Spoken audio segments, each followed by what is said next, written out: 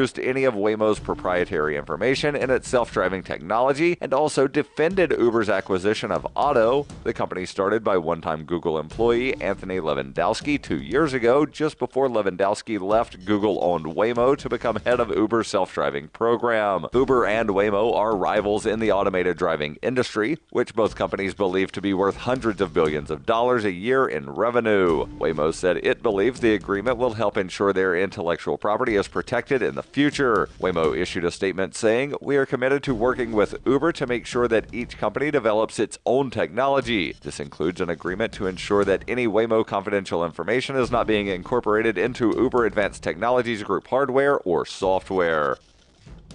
For over 40 years, Roberts & Roberts Brokerage has been a trusted source for buying and selling precious metals. Gold, silver, platinum, and palladium. They don't feed the banks. They're Bitcoin preferred and have removed the minimum purchase amount for all orders paid in the digital currency. Call Roberts & Roberts Brokerage today for knowledgeable advice on buying and selling precious metals and a forward-thinking approach to new technologies. 800-874-9760 or visit online at rrbi.co.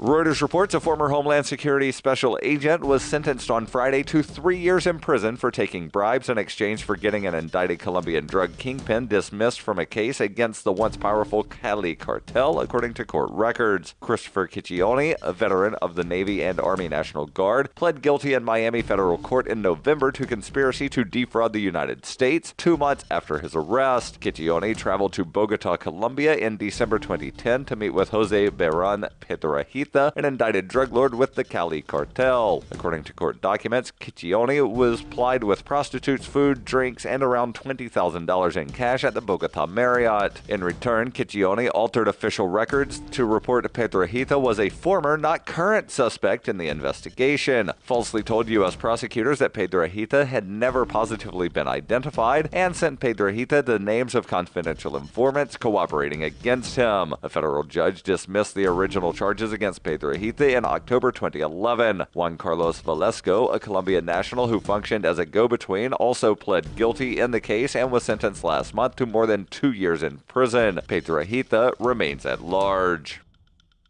This has been FPP Radio News. Online at fppradio.com.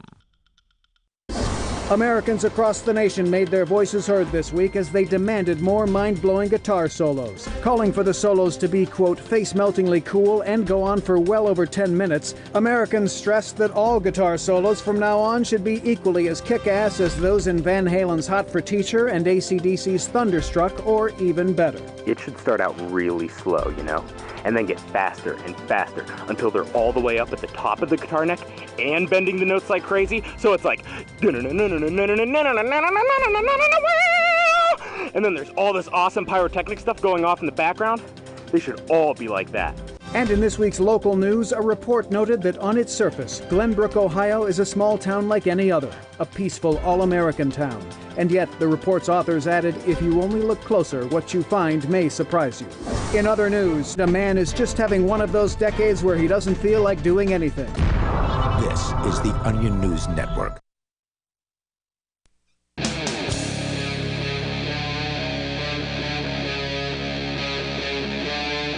Free Talk Live.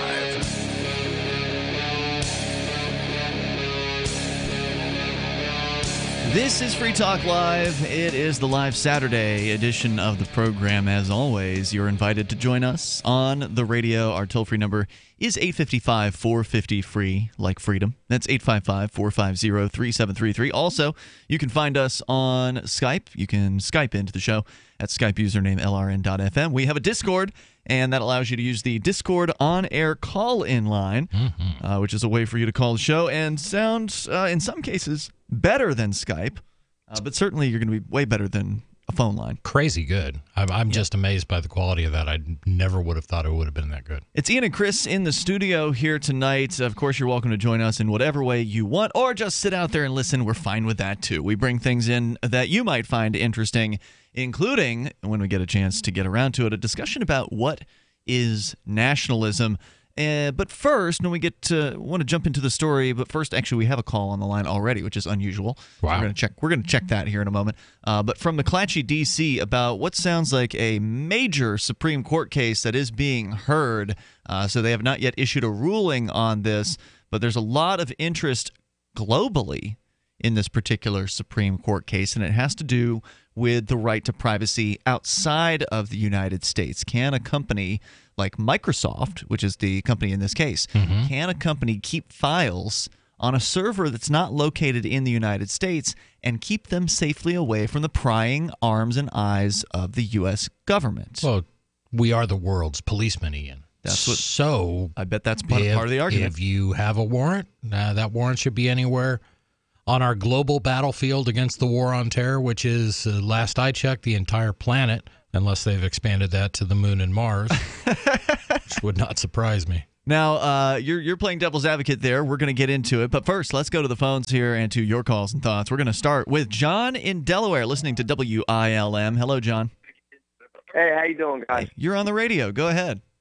All right, man. No, I'm really stressed out. I could start, for starters, with how uncomfortable I've been feeling at public stores lately and restaurants and everything else. Really? Why? I wasn't raised. Well, because, I don't know, for some odd reason, and I'm not a racist, so don't get this all twisted up like people normally do, but I just feel like this uncomfortableness around African Americans sometimes anymore, man. You mean black people, or are you uncomfortable around black white people from South Africa? It's a big distinction. Black. I'm talking about black Americans. I'm talking about black African Americans. Only Americans, or are you talking about anybody with a black skin color? Just black Americans. Just black Americans. Okay. How can you tell? I've been made out to be a racist. They're and here. If you're a white American, so have you. We're all racist all of a sudden. I'm 40 years old. Who's called you a racist? Who hasn't called us racist? I know where he's. I understand where he's going. Male white privilege that you hear all over the news. So have you been heckled in the? I'm sorry, just to clarify. I mean, have you been heckled in the streets and called a racist, or are you just saying you've heard some things on Fox News or MSNBC or whatever, and somebody called white people a racist? Nor do I listen to MSNBC. It's just that I listen to people speak, and I catch people's attitudes, and I get people's vibes, and I've heard people make racial comments in public places. It's almost like it's okay for human beings in America to be racist against American white people, but it's not okay to make a comment about the President Obama by any means. For God's sakes, you're an automatic racist. Or I don't know, man. I just comment got a feeling. I get what you're saying. I mean, there's certainly a lot of confusion out there. A lot of people don't even understand what racism is. I mean, racism is the belief that one race is inherently superior to another, basically, and usually it's done in a very negative, derogatory fashion. Making a comment about an individual by its nature is not racist, unless, of course, you're insulting that person's race and using their race as the basis for, negative comments toward that person. So a critique of Barack Obama and his governing style or whatever is in no way a racist statement, but it would be racist to say that Barack Obama is a bad person because he's a black guy, right? Like there are certain things that are racist. And I've never said that. Yeah. I can care less about Obama or Trump or whoever's the president because it makes no difference. They're all a bunch of power-hungry, greedy individuals either way you look at it. There you go. I agree with that. For me to feel uncomfortable like this, is it me? Is it something in me? Is it something? Maybe I'm subconsciously I'm racist. I have no idea. I mean, to some extent, there is that sort of fish out of water situation. I remember when I was, I don't know, I guess a late teenager, I went down to New Orleans for a conference there. And I was on a side of town, which was a very affordable motel, and it was not a particularly good area, or not a nice-looking area. And I remember I got on the bus late at night to go from the convention center to that side of town, and the entire bus was filled with black people, and I was the only white person on the bus. And, I was completely safe. Everything was totally fine. But, for a moment I thought to myself, oh, well, I bet there's some other people who've been in this circumstance and felt a little awkward. Just, even though we're all human beings or whatever, there's still that you're the only person who looks like this in this place with other people who look slightly different. That's all. This is almost really talking about sort of a, God, I don't even know what I can call it for fear of being called a racist. Almost like a reverse racism. Well, don't worry. Someone's going to call somebody a racist. I know. Too. It's going to be it. But regardless, we're all going to be called racist at some point in time tonight. I guarantee it. Oh, yeah. But I thought this was interesting because I decided to do a quick Google on, do white people feel like they're being discriminated against? This is from Huffington Post. I'm not going to lie to you. I really, honestly, a little bit, yes. I do feel slightly discriminated against. It's almost like I'm a bad guy automatically because I was born white. Well, you're not alone. You're not alone. A majority of white Americans believe whites face discrimination, according to a new poll. But most said they've never personally experienced. 58% of whites agreed that discrimination against white people exists in the U.S. today, according to a poll released in October by NPR, the Robert Wood Johnson Foundation, and the Harvard T.H. Chan School of Public Health. So evidently a lot of, or at least a majority of white people think that it exists, but it hasn't personally happened to them. Yeah, and I think that, I got a question. Okay, but hold on before you go on. I think that there's a mistake in converting what you might see on television or hear, on the radio with feelings about life in reality, right? So there's always a skewed perspective when it comes to the media and how they report on things, and then there's what life is really like. And if you haven't actually experienced, anybody muttering under their breath as they, serve you at a lunch counter or, something like that, right? You haven't seen somebody key your car, with the honky or whatever. Like there has to be something tangible, I think, that you can really point to before you can say it's anything besides just some sort of feeling you're getting. And I'm not saying it's necessarily wrong, but it's just there's nothing tangible there. Well, the whole race discussion is so hypersensitized right now. Yeah. And that's really is. It is. It's so much different than it was. That they're using. When it comes to politics, these people will use anything to try and get votes. It's totally ridiculous. It's ugly. I think it's absolutely disgusting. Well, it's not anything new, though, really. I mean, for the longest time, politicians have been now getting into politics a little bit later on in life. Well, welcome to politics, where politicians will utilize different groups of people and turn them against one another for their own political benefit. John, thanks for the call. I appreciate you bringing that subject up tonight. No problem, if anybody, thanks for the call. I appreciate it. If anybody else wants to weigh in, you're certainly welcome to do so. 855-450 free like freedom. That's 855-450-3733. I say bring out the discrimination onto Front Street. I want to see. I want to know who is a racist. I want to know which business owners are treating people negatively because of the color of their skin, whichever color. We could put a little tattoo on their arm maybe, or make them wear like a little symbol on their clothing. No, I just mean they shouldn't hide it. They shouldn't. Go ahead, please. Embrace your racism. Yeah, I want to see. I want to know who it is out there because I don't want to do business with that person. Agreed. And by the way, this is a show where we kicked a host off the air when we discovered that they apparently had become a racist. So we got rid of Christopher Cantwell. He was a host of Free Talk Live over this issue. Yep. So, we're definitely sensitive to it here. The toll-free number is 855-450-FREE like freedom. Should you wish to join us on the radio, this is Free Talk Live. What's more profitable, running your business or doing bookkeeping? Doing your business, of course, but you want to keep your books so that you can maximize your tax savings, right? What if I told you that there's a person that's a bookkeeper, accountant, and law school graduate that's also a hardcore libertarian? My name is Melanie Johnson, and I hate the state. I will aggressively help you to minimize your tax exposure and maximize profits, all while staying within the law. Melanie's your best choice for your taxes and bookkeeping needs. Go to tax.freetalklive.com and check out our website, tax.freetalklive.com. You've heard of Bitcoin Cash, but did you know there's now a Bitcoin Cash wallet? The Bitcoin.com wallet is a simple and powerful full-featured Bitcoin Cash and Bitcoin Core wallet that allows you to send and receive either currency with anyone, anywhere in the world. The Bitcoin.com wallet supports both single and multi-signature wallets and is available in multiple languages. The Bitcoin.com wallet is available for Android, iOS, Windows, Mac, and even Linux. Learn more at Bitcoin.com. That's Bitcoin.com. Crimes of the Crown by Captain Mark.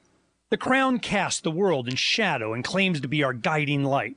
Cowards clamor for security from boogeymen and ghost stories, while I say these hobgoblins are imaginary. I say those they propped up as our liberators are now subsisting on our bondage. I say there is freedom in the black, and that's exactly where we intend to go.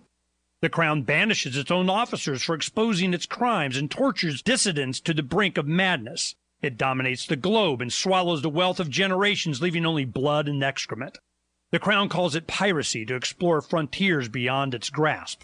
So the time has come for us to define the conduct among pirates.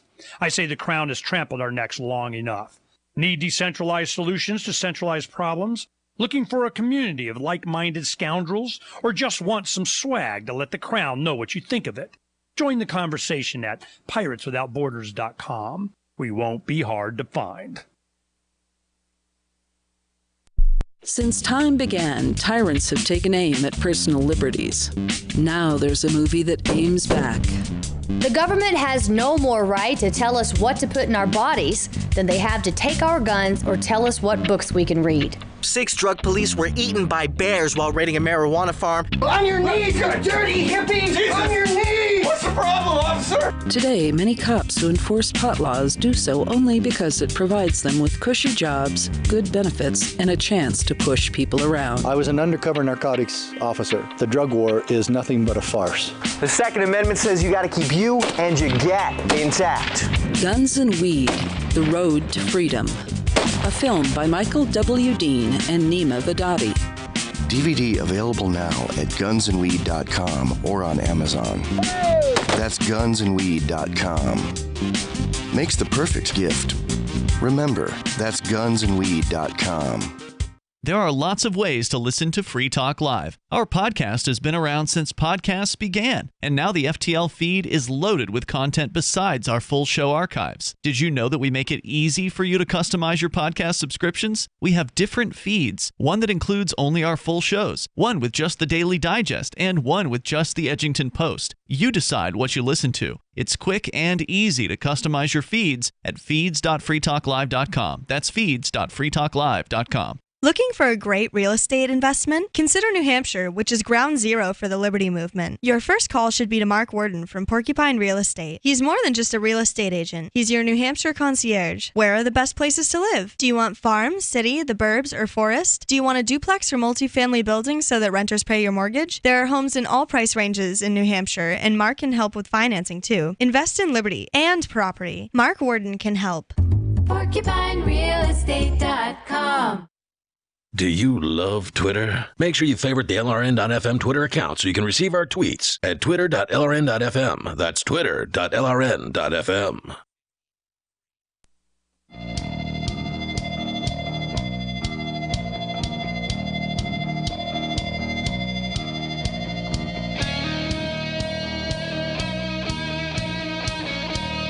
This is Free Talk Live. It's the live Saturday edition of the program. You, of course, are invited to join us here on the radio. Our number is 855-450 free like freedom. That's 855-450-3733. Joining you in the studio tonight, it's Ian. And Chris. I've got a Blink home security system set up here at the LRN studio. Mark's got one over at his house. These things are super easy to get installed. If you've ever dealt with home security systems or office security or whatever, you know how much of a pain in the butt these things are. You've got to, if they're wired systems, you got to drill holes, or you're running ugly wires across the walls. You know, you can't do that. There's a lot of work involved in setting up one of these wired systems, which is why Blink Home Security is wireless. You get the cameras, you unbox them, pop the batteries in, which are included, and you just put them wherever it is you want to go. No funky, weird batteries either. I think they're either triple or double A's. I don't remember which, but it's one or the other. You just put the cameras wherever you want, and then they interface wirelessly with the hub, which is the only thing that plugs into the wall. That's the power that you need to plug in. But you put the hub wherever you want in the house, and then you put the cameras wherever you want, and it's all set up via your Wi-Fi enabled device like a tablet or a smartphone. So go to blinkprotect.com/FTL to get your Blink home security system. That's blinkprotect.com/FTL. 855-450-FTL, like Free Talk Live, as we continue with your calls and thoughts. Once again, the toll-free number if you want to join us, 855-450-FREE like freedom. We're going to talk about privacy coming up here. It's under attack yet again by the federal government. It's a case actually surprisingly brought by Microsoft, of all companies, to the Supreme Court. So we'll tell you more about that coming up. But first, let's go to Larry, listening in Indianapolis to WIBC FM. Hello, Larry. How you doing, boys? Hey, what's on your mind tonight? Hey, listen, I'm a colored boy, right? Okay. Now, I think the racism deal is nothing. What happened is when we had the Civil Rights Act, that destroyed the black community. The black community was where it belonged at that time, in their own communities, educating their own. I mean, we have one of the prized high schools here in the nation, Christmas Addicts, that educated students back in the 20s, 30s, and 40s, and they had all the teachers with PhDs and were proficient to be a college professor in a normal situation. So I think that when we talk about racism and so forth, I think the black people brought it on themselves by stepping out of their community. They cry for community now, but they voted for the same thing that destroyed that. What was it about the Civil Rights Act that you say destroyed the black community? Here's what I'm saying. Up to that time, the black people were in their own communities, right? I mean, they could come out at large, but they were building a community. They were building businesses. They were building insurance companies, their own food services, and so forth. Why were they doing this? Because it was Jim Crow. Because the white man did not want to take their money. So you understand that someone who's just coming out of slavery, right? Now they're not going to be equipped to come out and be at large with someone that they have no defense against, right? Mm-hmm. So the good-natured white people at that time knew that the most humane and merciful thing to do is to keep them segregated for a time until they could build a community. Now, that's a new claim. I can't say I've ever heard anyone claim that segregation was a good idea. Honestly, it was at the time. Yeah, and I'm not going to put the words in anybody's mouth, but some things that I've read is just like there were large communities of Irish people, and just like there are large communities of different things. Maybe a lot of black people happen to live in one part of town, but there wasn't a real desire to move out. The other part that let me finish my thought. If you look at any of the statistical evidence from, say in this century, we see a steady progression of blacks doing better, of moving up the economic ladder, of doing better in education and all these things. They didn't need the help of white people to make that happen. No. They were doing it on their own. But segregation isn't. I mean, come on. There's a problem with a forced segregation. Right. But what if this segregation happens to be voluntary? If it's natural, if it's voluntary, that's fine. But Jim Crow was force, right? Like you could not sit where you wanted on the bus. If you were a bus operator, you couldn't operate an integrated bus. Right? Like you could not do that. That was prohibited by the law. So, I mean, that's not what you were saying was a good idea, are you? No, here's what I'm saying is, I'm saying that if you've been enslaved for 300 years, right, certain attitudes have been developed towards you among white people at large. Mm-hmm. The most humane thing that the good-natured white people done is to segregate, say, well, here we're going to take you people. We're going to let you operate in your own community. We're going to let you build a home in a community. But wait, letting somebody do. I just want to make sure Larry, I want to make sure we're clear here. When you talk about segregation, you use the term letting. Right. That's not segregation as I understand it. Segregation is a top-down choice that is forced upon people, whether they want it or not, by the government. It's a completely different thing to, say, let somebody do whatever it is they want to do. I think people should be allowed to, if Chris Cantwell and his white nationalists want to go live in their own neighborhood together, great, let them go do that. Right. I don't want, people that I care about spending time there. But when you have a person that's been a slave, he don't have any concept of what it's like being at large and being what you call a free person, he doesn't have anywhere to come from, right? They made sure of that. But I'm just talking about in the name of humanity and being humane toward a race of people who have been enslaved. The laws were set up to keep us segregated. And just imagine. Two different water fountains? What are you talking about? Jim Crow stuff, yeah. Yeah, I mean, two separate water fountains. That ever happened to us. Separate but equal? And you know, hey, we were not equal to you guys at that time. We could have been. Yeah, obviously not. There were different water fountains. I mean, people were being forced to go into different lines and different doors. It doesn't make any difference. That's the way it had to be at that time. And I say, I don't agree with that at all. It didn't have to be that way at all. You can't understand the concept. It wasn't that way everywhere. It didn't have to be that way. You've never been a black man. You've never been a black man. And I've never heard a black man say he thought segregation was a good idea.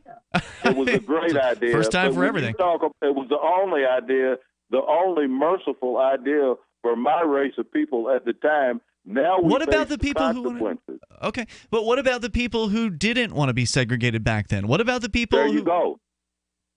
It's all or nothing with us. When you have a group of people that you allow to slip through the cracks and maybe be a doctor or something like that, sure, they want to get away from the rest of the Negroes who are slaves and so forth, but those Jim Crow laws were keeping us compact in our own communities, coming back, helping each other, building a base so that we could come out maybe in the 70s and be at large and have some support to This back is almost us up. like the argument, Now we're naked. and thank you, Larry, for the call tonight. Very interesting. Almost like the argument that says that from a libertarian who says we need to have bigger government so we can galvanize the people against the state. The further the government grows, the more people will turn against it. I mean, there's no doubt that an oppressed group is going to build tight community bonds in that circumstance. So I understand what he's saying. But I don't think you need that. I think people that have lots in common, they're going to bond anyway and come up with great solutions. The toll-free number here is 855-450-FREE, like freedom. It's Free Talk Live. Water is the single most important thing your body needs, so you want to be sure it's the best for you and your family. Since 2005, thousands have depended on Berkey purified water. The Berkey Guy provides the lowest priced filtration systems in every size. For incredibly delicious water now and in an emergency, get to GoBerkey.com or call 877-886-3653. 877-886-3653. GoBerkey.com. Hunters, anglers, campers, and survivalists. Get back to nature. Expand your horizons with the highest quality, most versatile, unique slingshots and sling bows on the market at slingbow.com. Slingbow products are compact and models start from just $17.98. They're perfect for your bug-out bag or storing in your vehicle. Give yourself and your loved ones the excitement and tradition of slingbow. A new frontier in archery and truly modern twist on this primitive survival tool. Feel the thrill only at slingbow.com.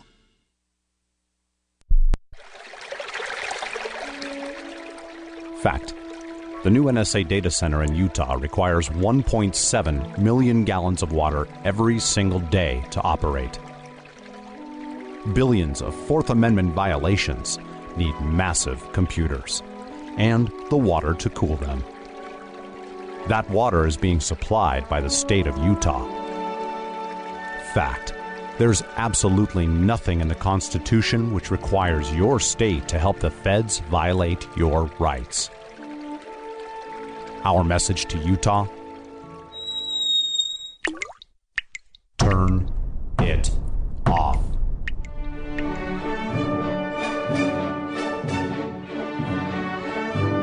No water equals no NSA data center.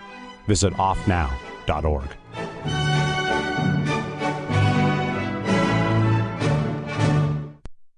Are you tired of governments murdering people around the world? Stop using their money. There is an alternative. Bitcoin is a stateless, free market, non-political currency. Bitcoin cannot be inflated or controlled by any government. By using their money, you are helping the state. Stop doing it. You have an incredible alternative available now. Learn it, use it, spread it. Get started with Bitcoin at bitcoin.com. That's bitcoin.com.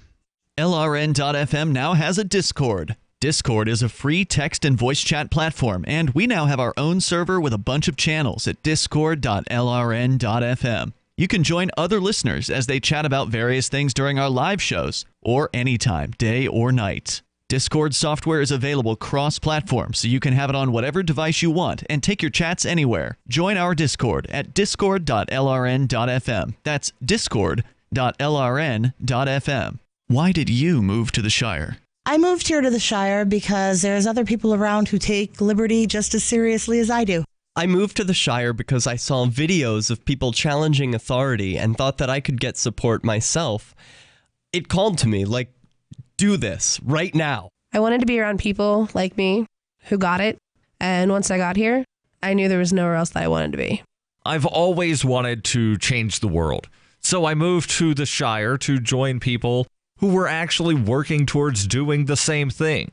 The people here are awesome, loving, and positive. It was for the adventure and for the feeling of something important is happening here. And I just wanted to come to sort of be part of that. Visit ShireSociety.com to read and sign the Shire Society Declaration and learn the reasons why, if you love liberty, you should immigrate to the Shire. Plus, add yourself to the Shire map at ShireSociety.com. That's ShireSociety.com.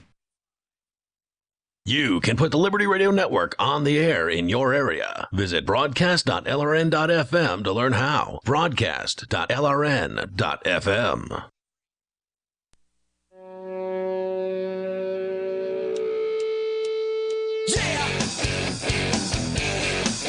This is Free Talk Live, and of course, you can join us on the radio. Our toll-free number is 855-450-FREE, like freedom. That's 855-450-3733. Joining you in the studio here, it's Ian. And Chris. And want to let you know about Zencash. It is a newer cryptocurrency on the scene. We realize there are a lot of options out there. This show doesn't give investment advice, and if anybody is giving you investment advice, they probably don't know what they're talking about. So beware in the world of cryptocurrencies. But we think that the folks over at Zencash have a pretty cool thing going on. They've got some of the best tech out there, like zero-knowledge anonymity and decentralized autonomous organizations. They're creating a secure platform for money and messages. They've got that already. They're also apparently going to be adding media to that distribution platform as well. Go to Zencash.com to learn more about a cryptocurrency that's dedicated to peace, anonymity, and decentralization. It's Zencash.com. These are liberty-loving voluntarists who founded Zencash, and you can see that for yourself by reading their white paper at Zencash.com. Over 6,700 secure nodes are there now, making Zencash one of the strongest blockchains in the world. They've got over 50 team members nearly 50 team members at this time, and that's up from 5 earlier in 2017. So there's an increased interest on the programming side of things. They've got multiple languages for their wallets. They're on 6 exchanges. This is a serious anonymity currency. You really need to check it out if you care about privacy, and we're going to be talking about privacy a little bit later here tonight if we get the chance. Zencash.com as we go to your calls and thoughts here. Let's start with Steve in New Jersey, listening to WPG in Atlantic City. Hello, Steve. Hey, how you doing, guys? Hey, good. You're on the air. And I really enjoy your forum. Thanks. Hey, like the guy was talking before, I'm with you guys. I don't believe in segregation, but I do believe in what he was saying. I'm sure you guys remember about Black Wall Street in Oklahoma. I don't know about it. No. Yeah, tell us about it. Black Wall Street was a Wall Street that was all done by African Americans. They had a great community. Making money, everything was in that city, and the businesses were thriving, the education was thriving, and basically what happened is those outside of the city, especially white Americans, didn't appreciate how they were thriving, and they they went in and just burned the place down. It's in the history books. Yeah, so you can check it out. It's Black Street, Wall Street. In Oklahoma. Yep, yeah, Greenwood, Oklahoma. So I can understand where that guy's coming from. Yeah, just for our listeners just tuning in, we actually had Larry, who's a longtime caller of the show, call in to actually make the what I thought was absolutely ridiculous claim that segregation was the best thing that could have happened at that time, that it was ultimately a good thing. The suggestion being that because blacks were forced to be among one another and not integrated into society, that helped build community bonds. and that therefore was a good thing. But what about all the other damage that was done? I mean, that's the seen. What about the unseen of all the lost opportunities, the ability to live where you want to live, to create the life you want to create for yourself? I mean, there's so much that could have been done by people that were prohibited by the different laws at that time. Oh, yes, I agree with you. I grew up in Philadelphia during the 60s riots and all that. Yep. And that's how it was. You were segregated. I was in Southwest Philly. It was mostly white. Mm-hmm. It was basically Germans, Italians, Polish, and others, but African Americans were not allowed in our cities. And I do agree. Many of my friends are African American, and I do believe that segregation was wrong. But I'm just saying that he does have some kind of point. So No, I understand. I understand. And there is, I'm not denying what he's saying is true in that people will gather together to fight a common cause or fight for a common cause, or, they'll build a cause if it didn't exist, if they're being oppressed in some way. Or just to support each other in their community. I mean, there are a lot of communities that voluntarily segregate. Chinatown. Exactly, Chinatown, Little Italy, in tons of towns and cities. And that's a good thing. And there's nothing wrong with voluntary choice to segregate. I mean, look, not everybody wants to be integrated. Some people feel more comfortable around people that speak their native language or that share a shared set of values or whatever. It doesn't bother me if it's done voluntarily. But to anybody who said, I want to go where I want to go, I want to live over wherever I want to live, not necessarily in this one designated region, they had their freedoms restricted. And to me, that's absolutely atrocious. And I would take it one step further, and I would say that I have just as much disdain for forced integration. Sure. The Boston case, I mean, that's a horrible example. But that took place all over the United States. We have to have the right mix of people, and you have people that just had never lived together. That creates some pushback. That creates some. It creates tension, animosity, right? Yeah. And I'm a big believer that everybody learns differently, and if you try to come up with a one size fits all that's going to fit communities that have always traditionally taught a certain way and a certain set of values, and mix them in with people that are completely alien to them, be they white, black, brown, purple, doesn't matter, you're not going to get good results. No doubt. Hey, Steve, thanks for the call tonight. I appreciate it. Let's go to a different Larry. This one's calling from New Jersey, listening to WPG in Atlantic City. Go ahead, Larry. Gentlemen, how you doing tonight? Welcome. I grew up in a small town in New Jersey that was at one time 100% German. Okay. And these Germans moved there because of the Know Nothing movement in the 1850s, and it was German for close to 100 years. But they voluntarily segregated themselves. Mm-hmm. The surrounding towns were called Germania and Cologne and so forth. And but they voluntarily wanted to go there, and they prospered. I think what the gentleman from Indiana, Larry from Indiana, I think what he was hinting at or trying to get to wasn't the 1964 Civil Rights Law that destroyed the black family. It was the intervention of the federal government that destroyed the black family with the Great Society. Tell me more about that. Well, prior to 1964 or years ago, in Harlem, for example, Harlem was a very wealthy, well-to-do community. Blacks prospered there. They lived the graduation rate from high school was higher than whites. The illegitimacy rate was lower than whites. The illegitimacy rate was lower than whites. The black family unit was stronger than whites. And then starting with the New Deal in the 30s, where the federal government started to become big, and especially with Lyndon Johnson's Great Society, with all these programs, it destroyed the black family. It really, in a lot of ways, did. Well, I would agree with that, but I would I would not limit it to black families. The Johnson programs destroyed families of every race. You know what I mean? Yeah. Are we talking about welfare programs? Yeah. Just to be clear. Welfare programs in particular. Mm-hmm. Well, welfare programs destroy incentive, right? It doesn't matter what color of skin we're talking about here. It destroys the incentive of the individual to strive and to achieve and to, be the best possible success, because why bother? You're going to get paid a cut a paycheck whether, you're going to get this welfare check whether or not you're successful. In fact, if you're successful, you might get cut off of the welfare. Yeah. The other have some more babies. Right. And that's the thing. When we have these programs, what government is able to do is to push the values that they wish to push. And, their values are obedience. Their values are do as we say. Right. But I'm going to incentivize that because the more kids you have, the more money I'm going to give you. Right, and of course, as soon as you've got children, the government has another way to twist the knife. They have another fulcrum on which they can push you around. Hey, Larry, thank you for the call tonight. I appreciate hearing from you. The toll-free number is 855-450-FREE like freedom. That's 855-450-3733. I mean, welfare has been keeping poor people poor for decades, right? Regardless of their skin color. Because, just to be clear, there is corporate welfare. Certainly there's some fat cat rich people that are taking welfare as well. Yep.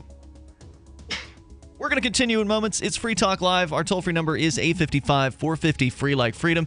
Whatever is on your mind, you may take control of the airwaves, the live Saturday edition. You can also join us on Skype at Skype username LRN.FM. We've actually got a line of people calling in on Discord we haven't gotten to yet, so we've got to get to that. Discord chat rooms are available to you before, during, and after the show. Check them out at discord.lrn.fm. This is Free Talk Live. Live from the Verticoin studio. This is the call to freedom.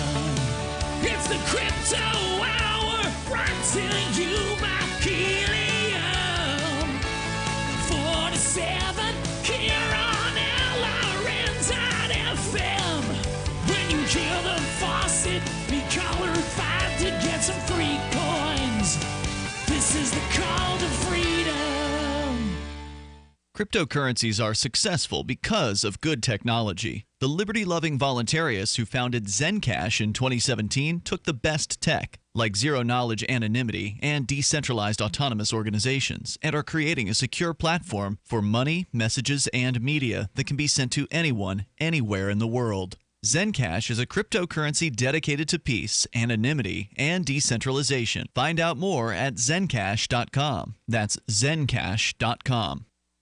It's about time something new came along for better selling and buying online. And I found it. What now, Marge? It's buysellmakeoffer.com. Never heard of it. It's a brand new company. That's why you've never heard of it. It's the newest and best way to sell any products online. I did all the research. Sell my car? Yes. Our home? Yep. My golf bag? Your golf clubs. All of them. How about your purse collection hoard? Hey, now. You said any product. Right. I did. We get 30 days free. Really? Packages starting from only $9.95. And buysellmakeoffer.com will never charge item fees, ever.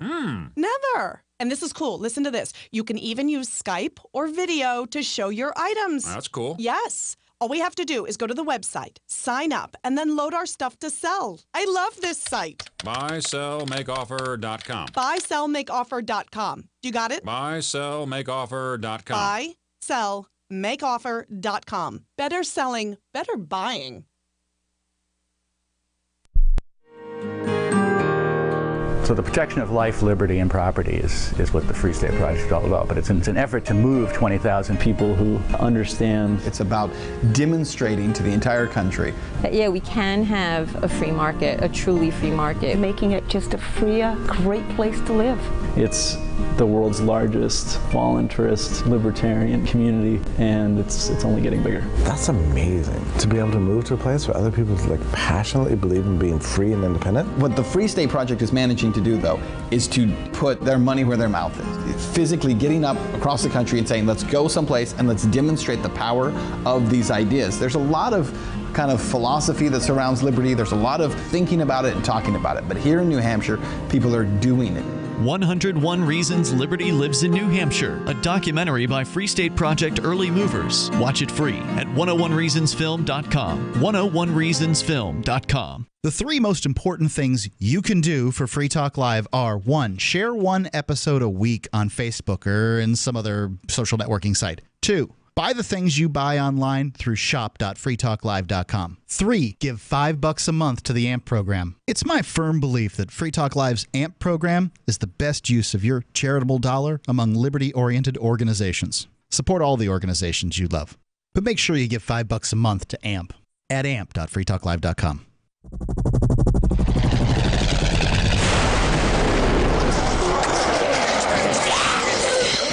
In Survivor Max 2, School Bites, Max must scavenge through a wasteland swarming with the undead. Desperate to find the medicine he needs, he discovers a community of survivors at his former school. Has he finally found the safe haven he's been looking for, or will he discover that school bites? Look for Survivor Max on Facebook, read reviews on Amazon, and read Chapter 1 at survivormax.com. Help get LRN.FM into more ears. Visit promote.lrn.fm for a free bumper sticker, flyers, banners, graphics, and more. Promote.lrn.fm.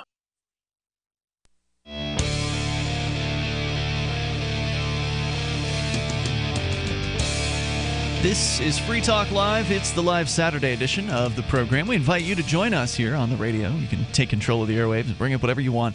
Our number is 855-450 free like freedom, and that's actually how we started the show. We actually started with a phone call tonight, and that's led us to where we are. We haven't even gotten to a single point of show prep that we brought in, which is kind of the way I like it. I like that too. I really do. It means I have to do less work, so please bring it on. No reading. All right. Just talk. Yeah, the toll-free number, 855-450 free, or Skype at Skype username, lrn.fm, or Discord at discord.lrn.fm. Just jump into the on-air call-in line room on Discord, and we'll talk to you, which is what we're going to do here in a moment. But I do want to invite you to freetalklive.com, where you can enjoy live streaming video of the show.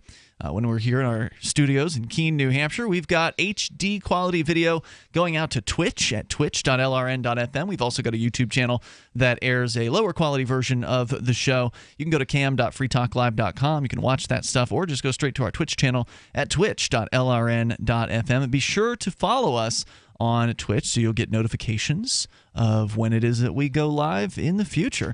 So once again, that's twitch.lrn.fm. Let's go to the phones and to the Discord on-air call-in line where Dan in Nebraska is waiting. Hello, Dan. Hey, Ian. Hey, you're on the air. Go ahead. Hey. So just a little bit ago, I was watching one of the new videos from a YouTube channel called Big Think, which is kind of like thing that it's sort of like TED Talks, but they had John Mackie, the guy who was the Whole Foods founder, on to talk about libertarianism. Oh, cool.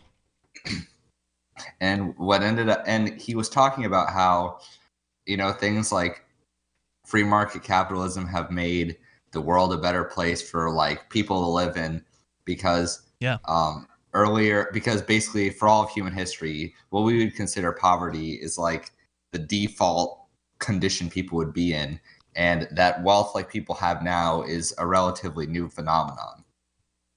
Okay. But for sure. And I got to thinking after this, that is something I really like. I like seeing human innovation stuff. But it leads me into one of my problems, which is I like the idea of that happening. It's certainly a good thing that what poverty is better, but every time I rack my brain around the idea of how could ethical consumption ever improve some sort of problem that doesn't deal with economics, I'm getting a little lost. Hang on one second. Yeah. Ethical consumption. What's that? Is that something Mackie was talking about? No, it isn't. This isn't anything he was talking about. By ethical consumption, I mean, if there's some sort of problem that was going on. So my pet issue, which I've called in several times before, is about the way factory farms are. But I mean, there's a whole laundry list of issues that could be to sweatshops in Southeast Asia or other things. Basically, the part that I think about is I see almost no way I could ever really believe that enough people would vote with their dollar to fix an ethical problem that it would ever happen. That capitalism is efficient in making things cheaper, but does it ever make things more humane or more ethical? Sometimes. I think in a lot of different ways, we've experienced a lot of the benefits of capitalism, and it has improved our lives in lots of ways. Saying that, I absolutely recognize what you're saying, because if consumers want a given product for less, or they're satisfied with a lower price product or a lower quality product, then they will go to that. And if that happens to be, chickens that were produced in factory farms, then so be it. Capitalism, like anything else, is not the be-all, end-all solution to every problem that we have on Earth. It's just a mode of economic organization, right? And it's better than a lot of the alternatives. Yeah, and to some extent, things like sweatshops, which is a scary sounding term, are True. kind of the necessary path out of the agrarian society, right? Like out of a society in which you are eking out an existence on a plot of land somewhere by toiling away for 16, 20 hours or whatever, 18 hours a day or something like that, something crazy, in order to just have a subsistence to take care of your family, to move into a place where you can instead go and work 10 hours a day in a grueling factory or whatever, where, it's not a whole lot better, but it's enough better to where people choose to do it, right? So and there's a difference that in our between country. There's a slave factory where prisoners are doing things, and then there's all the other factories where people make the choice to leave the farm or whatever other terrible existence they had and go into this sweatshop because for whatever reason they see it as a better option.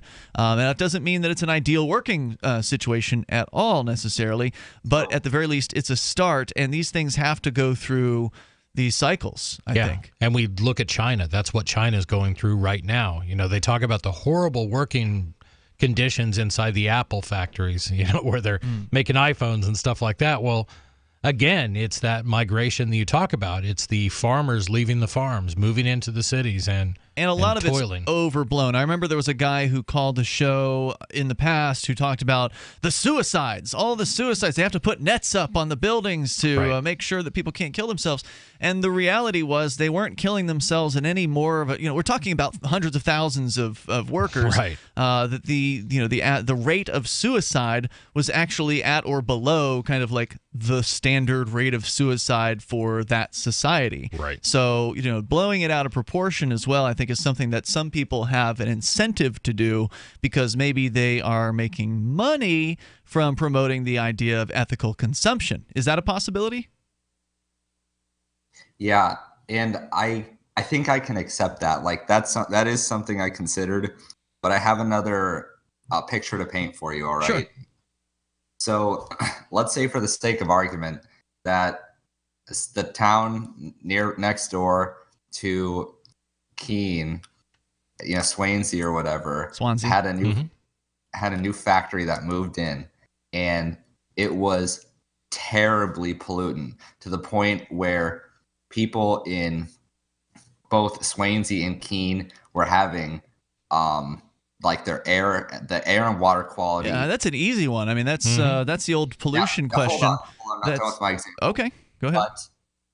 But all the people who are buying it are from out of state, and let's say for the sake of argument, that me in Nebraska, I really don't care about the water and air in Keene. Right. I'm getting my cheap and convenient thing. So why would I care if you have to drink dirtier water or breathe dirtier air or go around the problems created by maybe that? you don't care, but the people in Keene and Swansea certainly care. Right. And if people are being poisoned, that's a tort. I mean, you've got a lawsuit against that organization, and the only thing that could protect a company like that would be the government.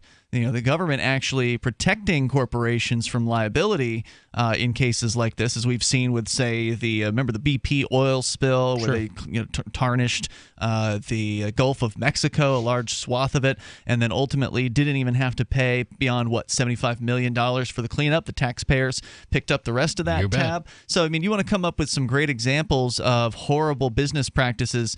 We can show you how a lot of them are actually made worse by the fact that the government is protecting those companies in a world which many of us envision here on this radio program. And I don't want to speak for you, Chris, so correct me if you disagree with this, but in a world where property rights are important in a world where the individual matters, which is what I think a lot of us want in the liberty movement, then if somebody's being poisoned by a corporation or an individual, then that's a crime. That is an act that needs to be compensated and needs to be immediately stopped. And there would be, systems in place to allow for suits of things like that. And these corporations wouldn't be able to stand behind limited liability, and the heads of those corporations wouldn't be able to hide behind that shield. And I think that that would result in more accountability for these companies, regardless of whether or not you care over there in Nebraska. If there are people being poisoned here, there are people who are going to be very concerned with that, and they're going to take action. Yep.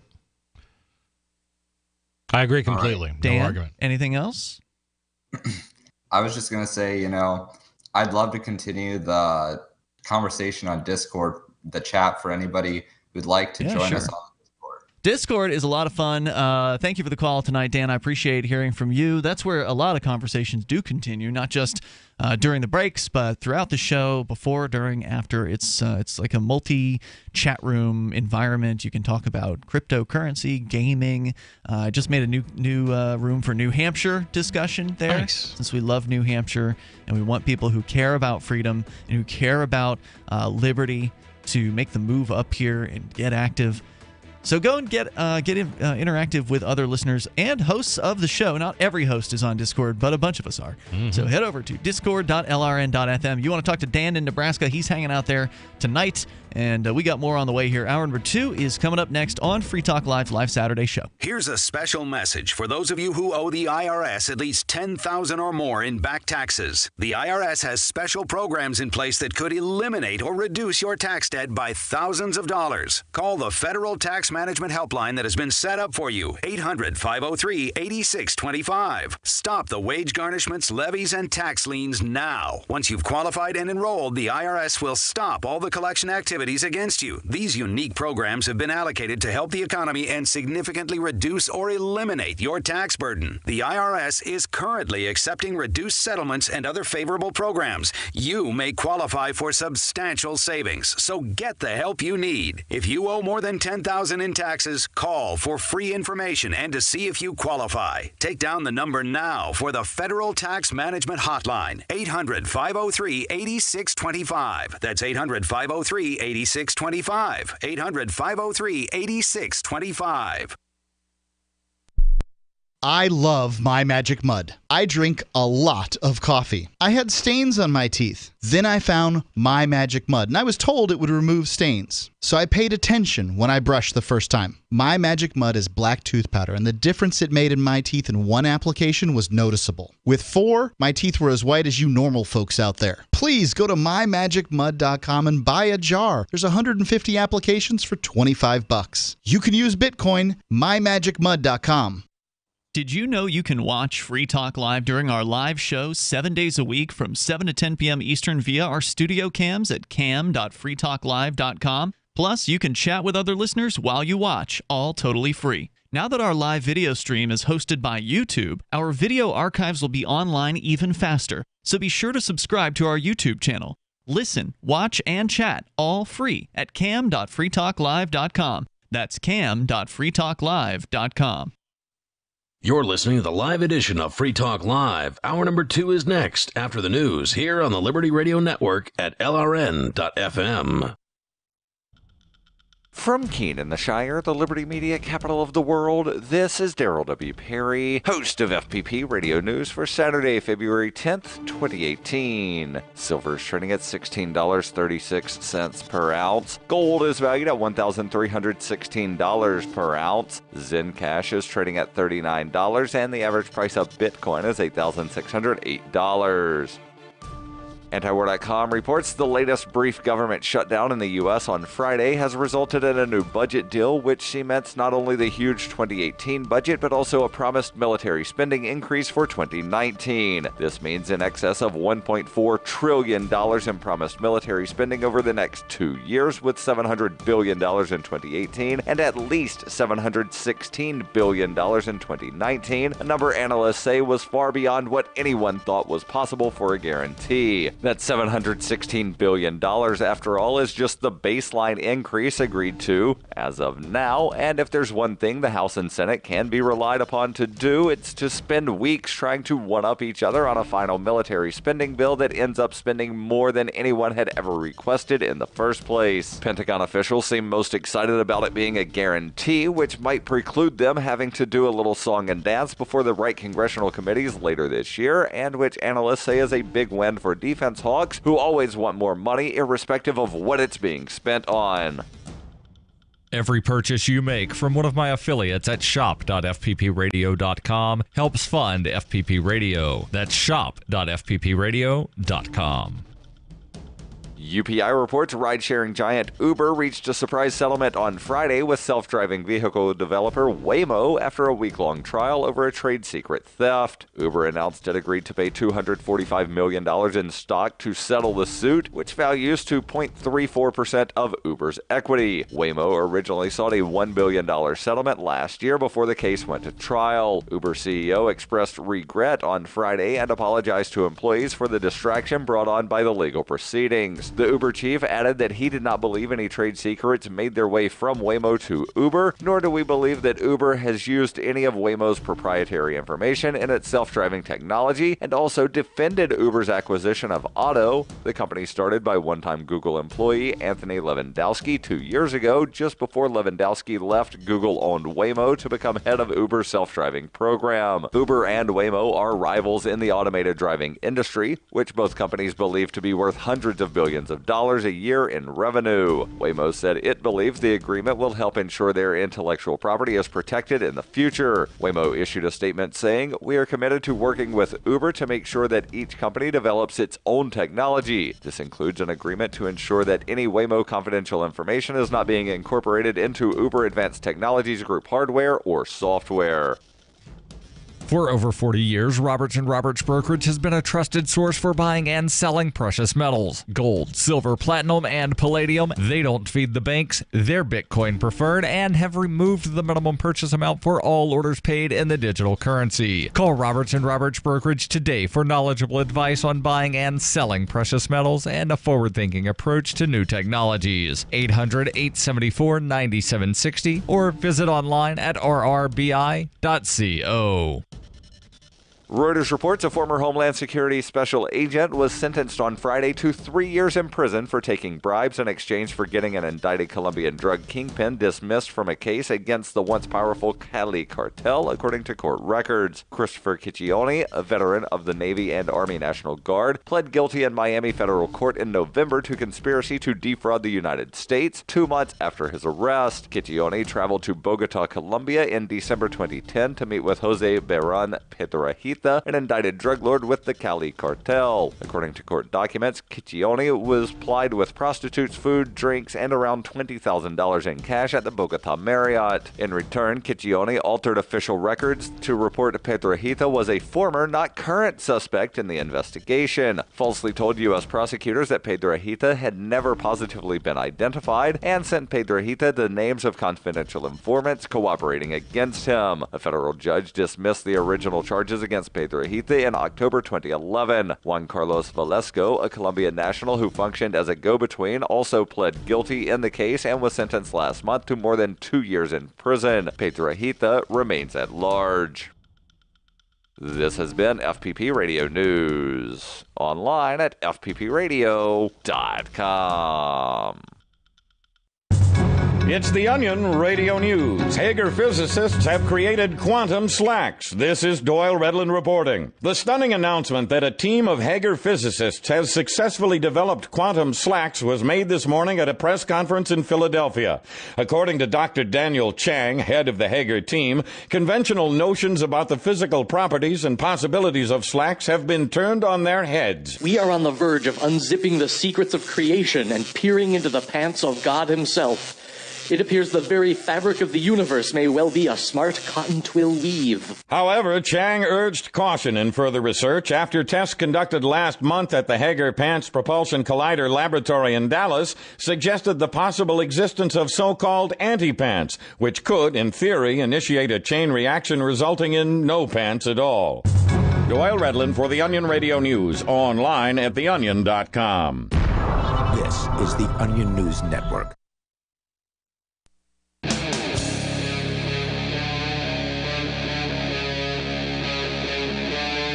Free Talk Live. It is Free Talk Live, and we're launching into the second hour of the program. As always, you're invited to join us here. Our toll-free number is 855-450-FREE. Like freedom, that's 855-450-3733. We do have Skype as well, so feel free to Skype into the show at Skype username LRN.FM, or use our Discord on-air call-in line, as we did at the end of the last hour with our most recent caller. You can do that too. Just go to discord.lrn.fm and then join the top chat room that you'll see there. It's Ian and Chris in the studio here tonight. We will continue to take your calls about what you want. And then we'll get into the story about Microsoft actually doing the right thing for once and turning against the federal government. I love when that happens. This is the same Doesn't company. happen very often. Right. It's the same company, of course, that also notoriously helped the NSA, by putting backdoors into things like Skype or whatever. But now they are pushing back, and they are doing the right thing against the federal government, trying to get access to files that Microsoft is storing outside of the United States. And that's now going to be a Supreme Court case, which we're going to tell you more about coming up here in moments. But first, we're going to go to your calls and thoughts. Once again, that toll-free number is 855-450-FREE, like freedom. David is in New Mexico. David, you're on Free Talk Live. Go ahead. Yeah, I wanted to pick up on what your first caller was talking about on the racism. But say, have you heard from your caller Patrick in Bullhead City lately? The cop? The cop. It's been a few weeks, I think. Yeah, I haven't. Yeah. Not lately. Patrick, you need to call in because there was a couple of cops injured in Bullhead City. It's not all that big a place, and they weren't badly injured, but they were injured. And so hopefully it wasn't Patrick. So maybe he'll call in and let us know. The on the race. Well, if he's in issue, a hospital bed, he's probably got plenty of time on his hands. So right. Certainly. Anyway, go ahead. Yeah, right. I don't notice anything in person so much out in public, but I sure notice on the media, on the airwaves in particular. If you've noticed on NPR-based programming, the university, all the university stations virtually, and then other public radio that's not associated with universities. Actually, one of our public radio here in Albuquerque is from the public schools. The APS, Albuquerque Public Schools, sponsors one, and then the University of New Mexico sponsors another. Just to interrupt you momentarily, the issue, in case listeners are just tuning in, that you're bringing up is from the beginning of our first hour, where we had a caller that was talking about feeling as though he was maybe being discriminated against, but not really having any kind of evidence for it, just more of like a feeling right. which seemed to be based on more of the input of media that he was consuming than it did anything that actually happened to him in reality. And that's what you're commenting on, was the media. So go ahead. Yeah, and on those media streams from public radio, it's virtually, from my listening to it, nonstop identity politics. You can tune in at random times, just about any time, and you'll hear something against, basically my demographic is what I pick up on, as a typical WASP. But one in particular that is really bad, that keeps referring to, I should interject that, prior to this round of politics, this last few years, this race politics, I was, and I still am, but lesser now that I've been feeling like I'm getting picked on. I used to be as supportive as I possibly can for every different community that considers itself a minority, but I've kind of backed off because I feel attacked on that media. And one program in particular we have in Albuquerque is a Native American program, Native America Calling, and they come over the University of New Mexico station, and I listen to that every day. Just, it's kind of like a game now to see if they can do a program without making a racist, having one of their callers be allowed to make racist comments about they refer to us as the Anglos, the Europeans, the colonizers is a real yeah. And that to me is the equivalent of talking about racism and talking about slavery. I'm like, no offense to any of you, but you were not brought here as slaves. Not now. Not now. And nor was I the slave master. No, but maybe some of my, well, I know for a fact, some of my ancestors were. Not in the United States, I don't but know anything in about my South ancestors. South American countries. Evidently, my family had some plantations. Down in South America? Yes. Oh, okay. Yeah. Interesting. Hey, thank you for the call tonight, David. I appreciate it. The toll-free number here is 855-450, free like freedom. That's 855-450-3733. Let's talk to Tom. He's in, hello? 97 or thereabouts. He's in Utah. Apparently, he's already having a conversation. Tom? Tom, you're on the radio. Tom? Tom? Oh, I'm on the radio? You're on the air. Go ahead. Yeah, let me just, Ian, if I can say real quick, I'm assisting Tom, who's blind. He's a victim of retaliatory assault. Okay. Because he's a government whistleblower. Ooh, okay. His reports have been validated, and his research has been validated by the CDC and the GAO. And that's on his website, gasingamerica.com. Gassing America? Yes, gasingamerica.com. What is that? What is that revealing? And that's about carbon monoxide poisoning because of a dangerous defect in the design of manufactured homes that's been approved and regulated by HUD. Because there's only 3 feet of difference or 3 feet of distance between the exhaust of gas appliances, including heaters, water heaters, furnaces, cooking stoves, and whatnot, and the fresh air intake. And the CDC actually says if you're running a generator, for example, you need to have a cord that's 25 feet long to separate carbon monoxide possibility from flowing into your home. But since 1976, as Tom has researched, manufactured mobile homes have been regulated and approved to be designed with only a 3 feet separation distance. So a lot of people have gotten sick and died. And it is one of the most underreported, least detected, wrongly diagnosed, and also, wrongly treated. Now, is this something that is affecting all mobile homes, or are there just the ones that are the government's putting into, like government mobile home structures? That's every single manufactured or mobile home produced since 1976. That's about 12 to 17 million units. Now, some units are electrically heated. They have less of a problem. They have actually contamination from sewer vents that are put only 4 inches away from an intake, a powered intake that allows air to be brought in for the people to breathe. So I got to ask, what's the motivation for the government to allow this to continue? Because I'm sure there's a ridiculous level of regulation of the building of manufactured homes, like there's a ridiculous regulation of everything else in this country. Why do they let this go? Well, liability in the first place, but the only thing I can figure, no one in their right mind, like Keith has just indicated, would put anybody closer than 25 foot from a generator, according to CDC. But in the case of these mobile homes, they have a breathing air intake on the roof only 3 feet away from the exhaust of the furnace that whole system is tied to. So you have to ask yourself, what is the motivation? Well, I can only figure out one. That's to provide sick people an opportunity for medicine to make more money, but also who lives in a manufactured or mobile home? Is it the wealthy, no, the elite, or the poor? The poor. So if you want to cull the population and get rid of the breeders and eaters, make sure they breathe carbon monoxide and the other exhaust fume gas. By the way, I was taken down to New Orleans after Katrina. I helped them identify the cause of death and injury in those FEMA trailers. Yeah, I remember that story where they were like leaking formaldehyde or something like that, seeping through the walls. Yeah. Well, formaldehyde is the secondary gas produced in a combustion flame. If you roll a pack of cigarettes on its side, it will give a caution to smoking mothers, for example.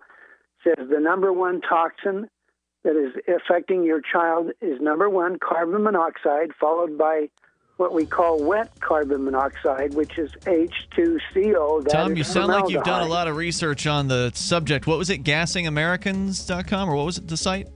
GasingAmerica. GasingAmerica.com. Good luck with that, and thank you for the call tonight. Sounds pretty, scary, so I imagine if you're looking into buying a mobile home or a manufactured house, you'd want to ask the manufacturer, to talk about that. Hey, where are your vents and such? Because I imagine this doesn't affect them all. I don't know what percentage. More coming up. I got my Blink home security system delivered right to my door. I downloaded the app and it walked me right through the easy setup. Even with my complicated router system, I was done in like 10 minutes. Now it notifies me whenever something moves in front of the wireless cameras, or I can just check it whenever I want right from my phone. And I got you a deal. Get 3 Blink cams for what the other guys charge you for 1, plus an extra 10% off. Visit blinkprotect.com/FTL. blinkprotect.com/FTL. blinkprotect.com/FTL. What's more profitable, running your business or doing bookkeeping? Doing your business, of course, but you want to keep your books so that you can maximize your tax savings, right? What if I told you that there's a person that's a bookkeeper, accountant, and law school graduate that's also a hardcore libertarian? My name is Melanie Johnson, and I hate the state. I will aggressively help you to minimize your tax exposure and maximize profits, all while staying within the law. Melanie's your best choice for your taxes and bookkeeping needs. Go to tax.freetalklive.com and check out our website, tax.freetalklive.com. The Bitcoin.com wallet is a simple and powerful full-featured Bitcoin Cash and Bitcoin Core wallet that allows you to send and receive either currency with anyone, anywhere in the world. The Bitcoin.com wallet supports both single and multi-signature wallets and is available in multiple languages. Download the Bitcoin.com wallet for easy and secure access to your Bitcoin Core and your Bitcoin Cash. The Bitcoin.com wallet is available for Android, iOS, Windows, Mac, and even Linux. Learn more at Bitcoin.com. That's Bitcoin.com.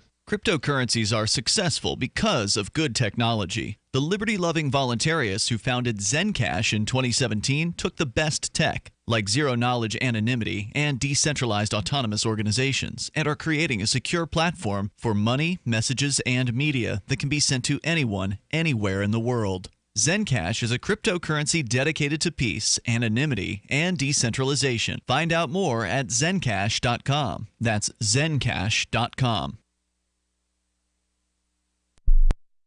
When commercials come on, don't push the button. Instead, listen. Even if you don't sell things for a living, you're still selling in the various conversations and transactions that make up your busy day. With money and attention so scarce now, effective communication skills have never been more important, especially if you're a job seeker. So take a lesson from Madison Avenue. Often the fewer words, the more effective the message. Like Jiffy Lube, where you never need an appointment, or the Office Max ad that says, you supply the ambition, we supply everything else. How about online ticket broker StubHub.com, the way in when it's sold out, or CyberCupid Match.com's seductive, go ahead, it's okay to look. How cleverly and succinctly can you distill your message? For more tips, hit survivalspeech.com. I'm Holland Cook. Did you know we've taken our LRN.FM telephone listen line to a new level with the LRN.FM audio on demand line? Now you can call 712-770-8447 anytime and listen to LRN.FM's live feed. And you can listen to a bunch of our original shows on demand. Long distance fees may apply. Just dial 712-770-8447 and choose from the menu. 712-770-8447. Ross Ulbricht was convicted in early 2015 of running the infamous Silk Road Underground Market. The Silk Road was a gift to humanity and helped reduce the harms brought on by drug prohibition. For this good deed, Ross has been sentenced to life in prison with no possibility of parole. Now, an appeal is Ross's only chance, and he needs your support. Please visit freeross.org, where you can contribute via various methods, including Bitcoin. Visit freeross.org. That's freeross.org. Some of our live shows are streamed in HD on Twitch. Please follow and share at twitch.lrn.fm. That's twitch.lrn.fm.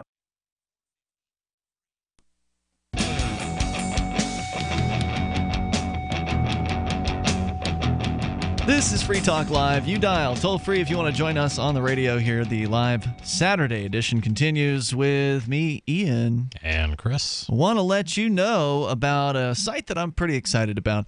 It's liberty.menu, and it's something that libertarians have been wanting for a long time, and there have been other attempts at this, but they just never really got off the ground in any kind of meaningful way. Now, maybe that's because the liberty community is just too small and it can't work.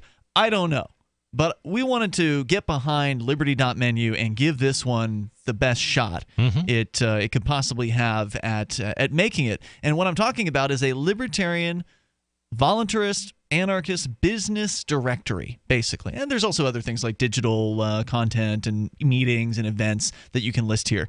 But if you've got a business and you want to attract people who think like you, if you're a liberty-minded person, you want to attract those people as customers, then you want to be on Liberty.menu. You want to put your business there. Chris, your business, Route 101 Local Goods, absolutely is there. It is listed on Liberty.menu. It's already racked up 4 reviews by some of the users on the website, which is cool because there's this kind of, not only are there reviews that you can leave, but there's a bit of a social networking aspect to the site as well. It is available to you if you are an individual who rejects the initiation of force and you agree to abide by the ethics of the non-aggression principle. This really is a liberty-oriented business directory, and it's excellent. It works well. I gotta say, I was really impressed when I first saw this over the summer in 2017, and now we're rolling it out internationally to our audience. So it's not just something focusing on New Hampshire, even though there's a lot of entries for New Hampshire. That's where they rolled it out, so that's the way they connected with people and physically showed them in reality. But you can try this out. Go and get your business up right now over at Liberty.menu. It's free to register. It's free to list. You can list as many things as you want there for free. So if you're, you've got 5 different projects, no problem. Put all 5 of them up there. You got a meeting that you want to put up there. You got some digital content you want to put up. That's all cool. They've got different categories, and you really ought to check this out. It's a great site. Liberty.menu. As we go to your calls and thoughts about whatever's on your mind. Coming up, privacy is once again under attack by the federal government. There's a case going to the Supreme Court that is actually surprisingly being brought by Microsoft, of all corporations. But first, we go to Patrick in Georgetown, South Carolina. Patrick, you're on Free Talk Live with Ian and Chris. Patrick. Hey there. How you guys doing? Hey, good. What's on your mind tonight? Yeah, the reason for my basically to get y'all's opinion or what you think about the investigation by Mueller with the Trump dossier. Basically, it looks as if that there's no really Russian collusion. So basically, do you think they're just kind of like fishing on a fishing expedition to try to get him on something else, kind of like what they did with Paul Manafort and Flynn, that sort of thing? What is going on? I got to say, I don't follow this situation closely. I mean, corruption in D.C., surprise! Chris, have you been following this Mueller-Trump drama? A little bit. I mean, it all sort of started out with this dossier that turned up right before the elections. Is this about the Russians? Yes, it was about the Russians, and this was the allegations of Trump's activities in a hotel in Moscow that may have involved prostitutes. That was an allegation. Oh, yeah. All this stuff. And the golden showers or whatever. Right. But that was supposed to be false. How could you not remember that? So all this stuff happens, and if only video had come out. Exactly. But then kind of what happened was through this whole probe and everything else,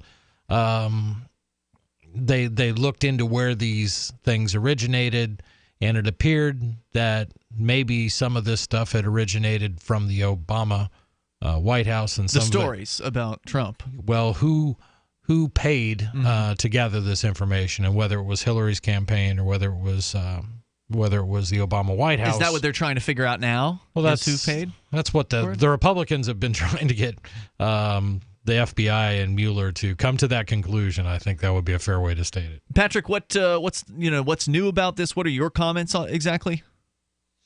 Yeah, well, basically, it's they hired the special prosecutor basically to go in and investigate this, and they got Paul Manafort for some tax evasion back in the 90s or early 2000s.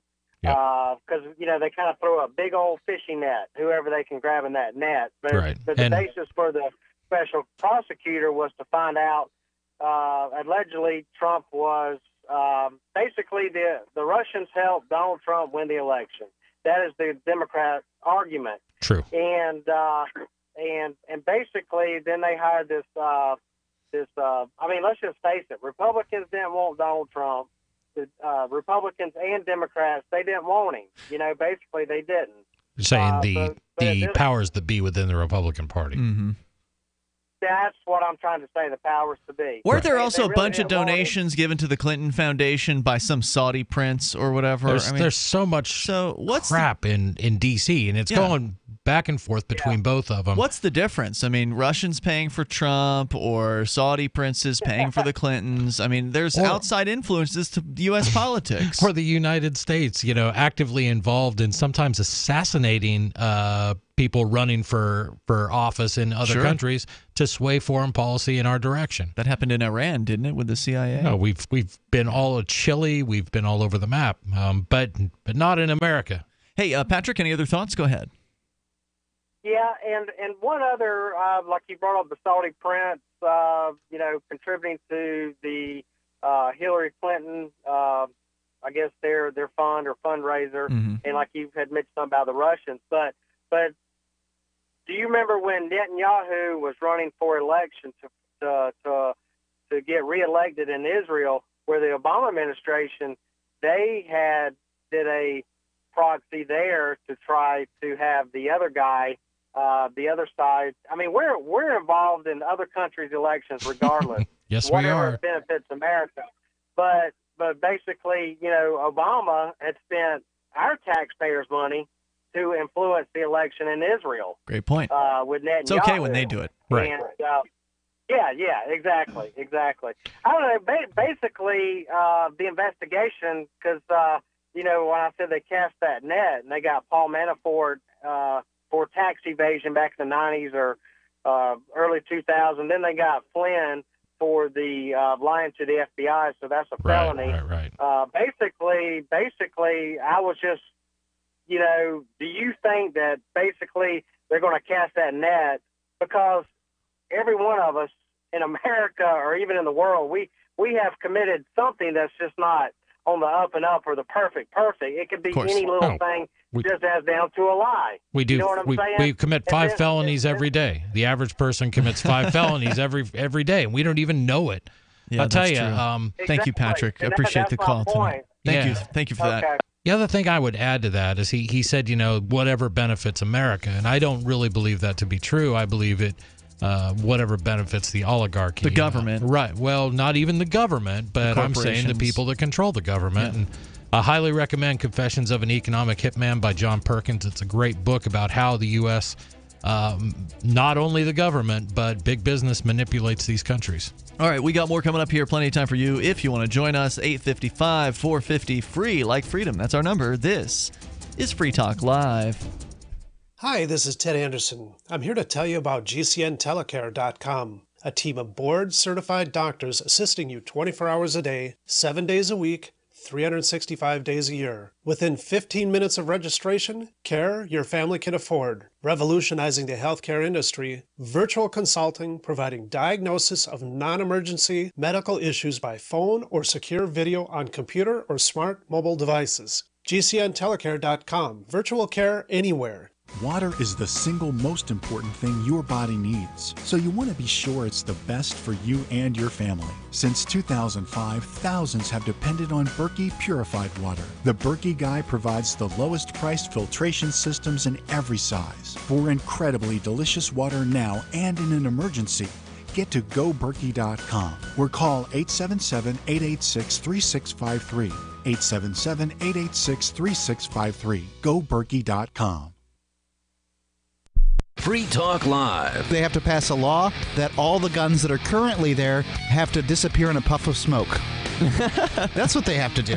Oh, wait, you mean the bad guys won't actually give up their firearms when the authorities come around to confiscate them? It doesn't really matter that they won't give up their firearms because we're going to pass a law. Oh, because we pass a law, they'll just all disappear. Right, yeah. Man. It's just amazing how powerful laws are. Yes. How just laws aren't a bunch of dumb crap written on paper. They actually do something.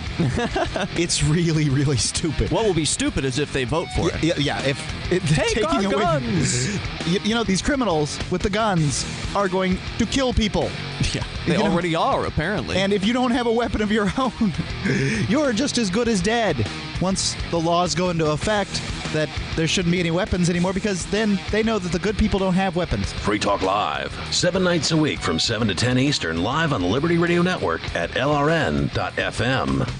So you've signed the Shire Society Declaration and are planning your move to New Hampshire to be around more liberty-oriented people. Next, sign up for the Shire Society Forum at forum.shiresociety.com. There are a bunch of people there who are already in the Shire, and they want to meet you. If you're already in the Shire physically, you should also come by the forums. Remember, not everyone uses Facebook. New people are signing up for the Shire Society Forum every month, so drop in and say hello at forum.shiresociety.com. If you want to know the latest about Free Talk Live before we go on the air, all you need to decide is how you want it delivered. It's your choice. Visit news.freetalklive.com. You can get emailed announcements and participate in contests via our email updates list. Plus, we have a Twitter account that you can follow and a Facebook page where you can become a fan. So visit news.freetalklive.com to get news about Free Talk Live as soon as it's announced and the way you want it delivered at news.freetalklive.com. That's news.freetalklive.com. Is spreading the message of liberty, cryptocurrency, and peace around the globe worth $2 per month to you? As you may already know, in addition to our internet feed, LRN.FM broadcasts on free-to-air satellite across North and Central America, as well as sub-Saharan Africa. And we've been available on satellite for free 24/7 since 2010. The LRN.FM free-to-air satellite signal is reaching some of the most oppressive regimes in the world, and there's no doubt our ideas are making an impact. You can learn more about the channel's impact by watching the 3-minute video at fund.lrn.fm. If you'd like to help free minds globally with our ideas of liberty, cryptocurrency, and peace, you can donate as little as $2 per month via fund.lrn.fm. You can help us continue and expand our satellite broadcast to multiple continents. Visit fund.lrn.fm today, and thank you for your help. Don't forget to share the link on social media. That's fund.lrn.fm. Love what we do? Please help support our international satellite channels at patreon.lrn.fm. That's patreon.lrn.fm.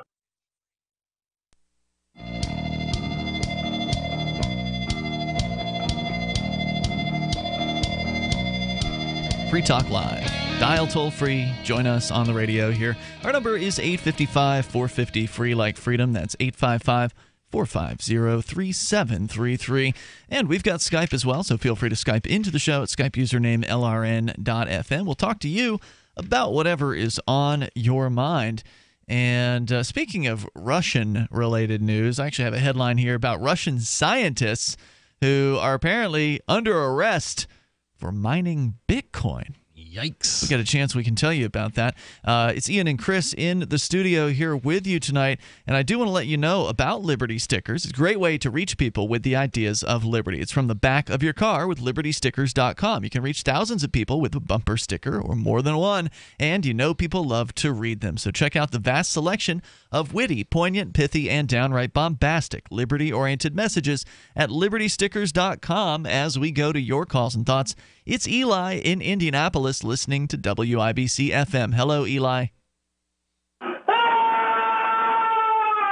Well, not an intelligent conversation, but I hope you're all right. The toll-free number, it was a pretty good scream. I mean, I would have liked to have kept it going just to see how long he could have gone for. I know. Or if he could have done like a rock scream, you know what I mean? Just like that was a pretty good, like, blood-curdling scream. Yeah, that was not something horrifying may have been happening to him there just as we picked up the phone.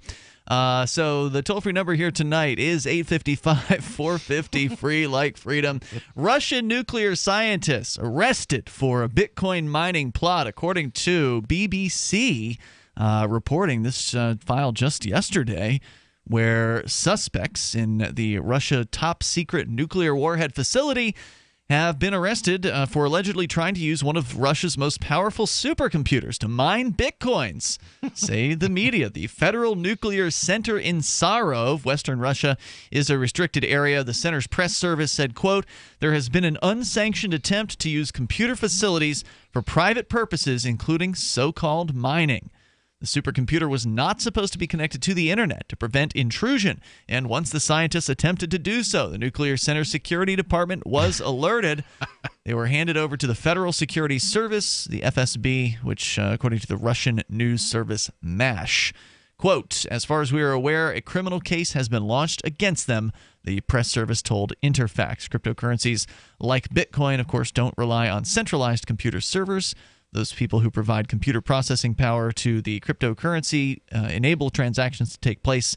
They can get rewards for that in Bitcoins. So this, just not to get technical, and I'm not going to get technical, I promise, folks, and I know some people just don't like all the crypto talk sometimes, but if you're going to mine with hardware, you have to have software. Mm-hmm. You have to run a program that's going to do that. That's right. So not only did somebody like commandeer a mainframe, but somebody actually took the time to write mining software for a mainframe. Because it wouldn't normally work. Just any old program won't work on. No, it would be very specific. And, if you go out and research mining, you'll find software you can download and mine on your computer or mine using your graphics cards or whatever, but never in that list of options. It's like, well, I have a Macintosh, I have a Linux machine, or I have a Cray 1 supercomputer at home. That option is just never there. If you want to join us here, I just thought that was funny because we were talking about Russia there with that last caller. You're welcome to. Our number is 855-450-FREE like Frida. But here's the story that I mentioned at the very beginning of the show. This is about a Supreme Court case that is going to be held or heard later this month. According to McClatchy in D.C., McClatchydC.com, Supreme Court justices will hear a case involving Microsoft's heated dispute with federal prosecutors over whether Microsoft must turn over data that's currently hosted in a storage facility in Ireland. At the heart of the legal dispute is whether U.S. courts can compel a company to turn over an individual's data when it is held overseas. This is a really interesting one because that has been a defense that's been used before by particularly cloud companies. Mm-hmm. We think of the cloud and don't know what it is. Clouds are just servers. Just servers and somewhere. It's disks. It's somewhere and that's where it's being held. But cloud technology allows you to co-locate data, have a hot online backup somewhere else, or distribute it almost like a blockchain, spread the data out across many machines. And when those machines are outside of a country's jurisdiction, how does our government justify saying, no, I want that? Without having read their position. Okay, so going into this pretty blind, I would say their justification is going to be, well, first of all, terrorism. Right. But secondly, drug dealers. Thirdly, dark web. But fourthly, the idea is that they created these corporations. From a legal perspective, Microsoft, now, while Microsoft is likely registered in a variety of different governmental jurisdictions in a variety of ways, sure. Originally, it was, I believe, a U.S.-based corporation. I'd say that's a safe bet. And a corporation is, as we've discussed previously, and remember, governments are corporations too. Ooh, don't go down that rabbit hole. Corporations are a legal fiction. So the idea of a legal fiction is in the world of legal land, which is the world that government inhabits. This is the world that lawyers inhabit. This is a world that you and I, we don't really understand it. And by design. Right. It is designed to be obtuse. It is designed to be nebulous, Byzantine, labyrinthine, very confusing, very complex. They take words that appear to be English and they redefine them. Don't believe me? Go ahead and look up the word person. Right. In the world of law. So they redefine words however they want to. And they can say what they want. They can basically do whatever they want. But anyway, the idea of the legal fiction is the lawyers concocted at some point, some group of attorneys in the past said to themselves, well, what can we do to protect people who we like, big business, the people who pay our paychecks, from being liable for their actions? And they came up with the idea of a corporation. It's not you. It's Route 101 Local Goods, Right. Chris. Absolutely. You didn't do that. The corporation did that. You didn't build that. Right. And so a corporation is this sort of legal concept. It's a file folder. It's a set of papers that somebody has, put words onto and signed that says, now we, the lawyers, we, the government, have deemed that this concept is now a legal thing. It is a thing that can do things. It can create things. It can own things. It can be taxed. It can be regulated. And so basically the idea being, and again, like I said, I'm totally speculating here on what one of their arguments might be, and that is that we made you. Right. You came to us, Microsoft, and Right. you said, we want to do this the right way. We want to do this legal. What papers do we have to fill out, government? Because this is what people believe they're supposed to do when they start a business, is to go and ask the government how to do it. And, of course, the government's always going to be like, well, you can pay us. And Well, you're going to pay us. Here's some forms that you can fill out. That would be helpful. See, now your business is better now that you have all these forms. Right. So the idea being that the corporations are creations of the states, the state itself being a corporation. And so, therefore, their argument could be that, well, we made you. So how can you say that because you, that which was created by us, you stored some files in some other place in the world where we don't normally spend our time, that you can somehow avoid our control? Right. No. Nope. So the showdown here, according to the story at McClatchy, D.C., is unfolding on several fronts, because some people are saying this is a ruling that could offer a future roadmap for the internet. And in fact, more than a dozen legal briefs have been filed from around the globe on this particular case. Bills put forward in both chambers of Congress this week would partially resolve disputes over law enforcement access to private data held across borders. The bipartisan bills would obligate service providers in possession, custody, or control of data to turn it over to prosecutors under certain conditions, regardless of where in the world the material is stored. Still, so they're trying to make it legal after the fact of whatever this issue was. Still, some mystery surrounds the legal dispute that will be aired February 27th in the Supreme Court. For one, prosecutors have never identified the person who is targeted in a warrant issued by a New York District Court judge in 2013. We'll tell you more about the case. Because again, Microsoft is saying, well, we don't want to turn that information over. It's not located in the United States. We shouldn't have to. Should they? The toll-free number here is 855-450-FREE. If you want to join us, this is Free Talk Live. Live from the Verticoin studio. This is the call to freedom.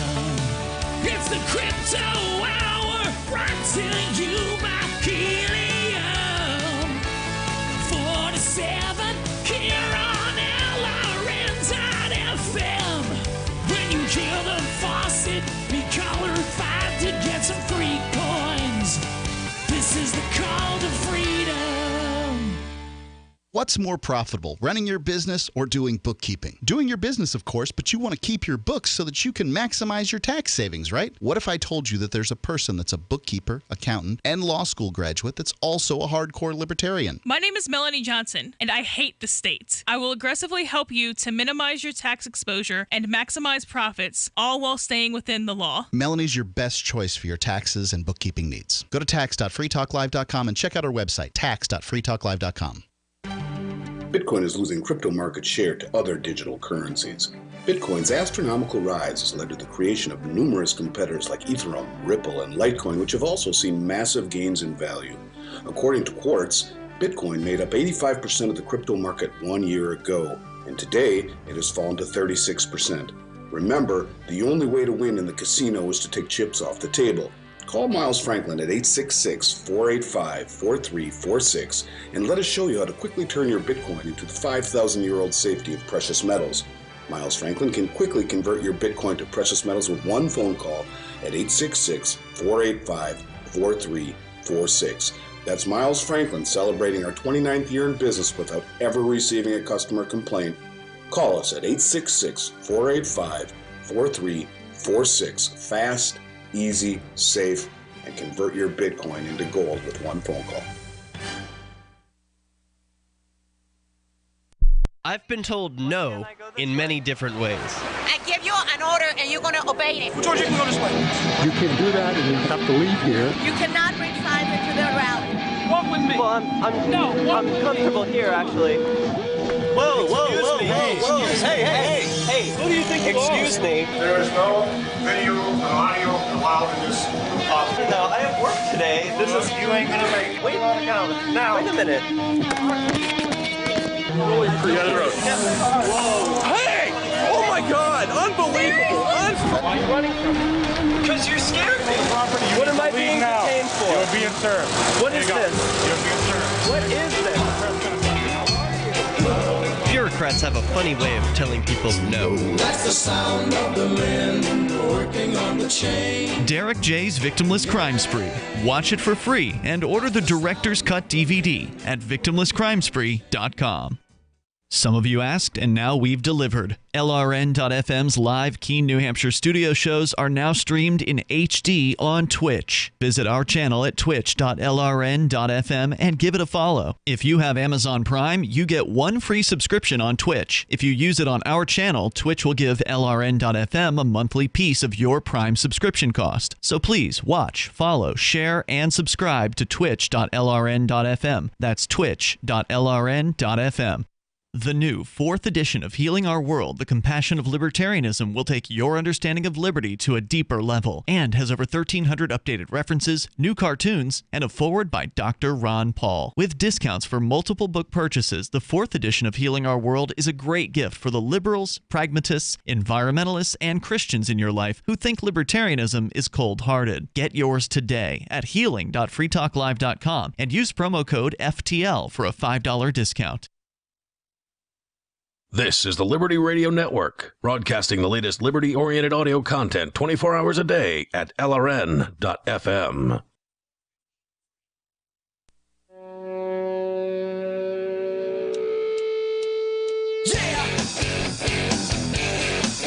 Yeah, it is Free Talk Live, and of course you can join us here on the radio and bring up whatever you want. Our number is 855-450, free like freedom. That's 855-450-3733.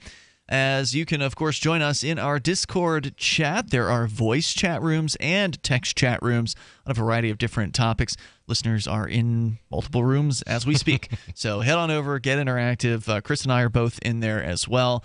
You can interact with other Free Talk Live listeners before, during, and after the show. It is ostensibly the world's largest libertarian Discord already. It didn't take us more than a couple weeks to gain that title. It's more of a sad statement about the libertarian movement than anything else. And so check it out over at discord.lrn.fm. In fact, I added a chat room for New Hampshire-based discussions, meaning people could ask about New Hampshire or people in New Hampshire can talk about stuff, whatever, because we want people who love freedom to move to New Hampshire. There's 101 reasons why you ought to consider doing so. If you're a libertarian, if you're a voluntarist, if you're a liberty-loving anarchist, please take an hour of your time and watch 101 Reasons Liberty Lives in New Hampshire. It's a great documentary film. Really is. It is for free. You can watch it online anytime you want at 101reasonsfilm.com. Highly recommend you do that because you really owe it to yourself to find out the details about the most successful liberty migration in the world. Thousands of people who think like you, if you're a liberty-minded person, have moved already. Chris, that's the reason why you and I know each other. You came up here from Pennsylvania. I moved up from Florida. There's people from all around the world, some as far away as Russia, who have come here and made a better life for themselves just simply by moving. You're already more free than in most places. And the fact that we have so many liberty-minded people here, people are running for office, they're winning as Republicans, as Democrats. We even have libertarians who are in the state representative seats in New Hampshire. That doesn't happen in any other state. No. So there is, I guess, one state senator in Nebraska who's a libertarian, but as far as state reps are concerned, we've got more than every other state combined here, and the other states combined have 0. So we've got 3. And as Cato likes to remind us, Cato Institute does a Freedom in the 50 States poll. New Hampshire is the freest in the 17th freest country in the world. Yep, and so it would be interesting to see New Hampshire broken out because and see how we stand against other countries. Whenever you look at the freedom rankings, the world freedom rankings, as you pointed out, the U.S. is usually at the bottom pack of the top 20. Yeah, and 17 this year in. I think that's Cato's. It was in the 20s the previous year. Now it's in like 17, like you said. Well, there you go. But that may also be because other places have been getting less free. So who knows what the interplay between the countries have been. But it would be interesting to see New Hampshire ranked separately, all the states ranked separately, along with the other countries in the world, just to see where is the freest place in the world. Certainly New Hampshire's got to be in the top 5, I would guess, of the whole world.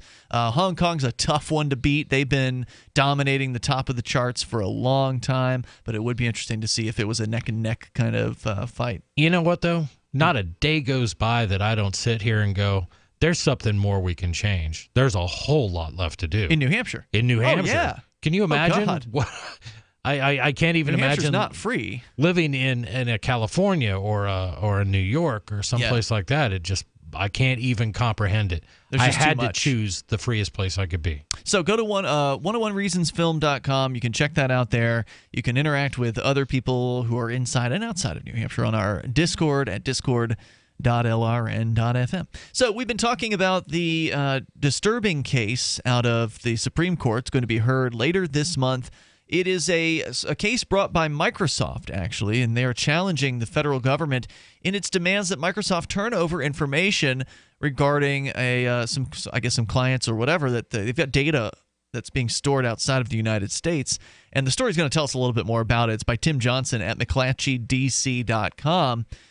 Gregory T. Nudgeim, a senior counsel at the Center for Democracy and Technology, said, quote, "We don't know what the nationality is of the subject." This is regarding a person who is targeted by a warrant issued by a New York District Court judge in 2013. They've never identified. Prosecutors have never identified this person. So the expert here is saying, "We know the case is about drugs, but we don't know a lot more than that." Prosecutors demanded from Microsoft all emails and information associated with the subject's account, and the Redmond, Washington tech giant responded that it could not be forced to turn over information stored overseas, in this case at a data center in Dublin, Ireland. All right, I just got to stop you right there. We're spending valuable time on this story. They've spent enough court time to take this all the way to the Supreme Court, and it's about drugs. Well, it's about privacy is what it's about. No, I know that, but the original case is about drugs, which is just something that somebody wants to voluntarily put into their own body. No doubt, and they should be able to. This is insane. And they're going to continue. They will. The government can prosecute this to the max. They can throw this guy in the slammer for the rest of his life, and somebody else is going to go sell some drugs in New York. Yep, they will. At its heart, the case goes to the conundrum of the modern age. Where does data in the cloud actually reside, and what sovereign entity should have control? Quote, is the data on the server wherever the server is located, or is the data from wherever you can access that server? Or does the data not have any location? Asked Faiza Patel, co-director of the Liberty and National Security Program at the New York University School of Law's Brennan Center for Justice. A different program at the NYU Law School filed an amicus brief in the case. The most pertinent statute on data, the Stored Communications Act, was passed 3 decades ago. 86? Yep, 1986. Quote, the government relies on a law enacted in 86 before anyone conceived of cloud computing, said Brad Smith, Microsoft's chief president legal officer, wrote in a blog on January 19th. While prosecutors and big tech companies clash over access to digital data in the United States, the issue also has broad resonance overseas, leading some countries to demand that data be stored within their own borders. Prosecutors abroad also complain of obstacles to conducting probes of criminal suspects using U.S.-based webmail. Quote, 8 of the 10 most popular web services and websites in almost every country in the world, with few exceptions, are American, said Andrew K. Woods, professor at the University of Kentucky College of Law. He added that foreign requests to companies like Microsoft and Google for email disclosure have soared. Quote, the cops in Brazil, India, and France, all of the cops in the world, want to issue normal evidence orders in accordance with local law, and then they are frustrated or stymied by American rules. Yeah, this is crazy, too. I mean, just pick whatever country you want in the world. If they want something from a U.S. corporation, they have to go through basically our Department of Justice. and all the red tape there. Let's say it's something like a murder, and there's an actual victim. For once, they're investigating something with an actual victim. They have to go through our Department of Justice, and let's say the murder is on the loose. Mm-hmm. And it takes the State Department, 3 weeks to respond to the initial request, at which point they will issue a ruling that so-and-so can listen to this. So I've read about this from the point of view of other countries and how frustrating it is to try to deal with this ridiculous, insane American bureaucracy. And it just seems like in some cases, it just should come down to do the right thing. And in other cases, it should be none of your business.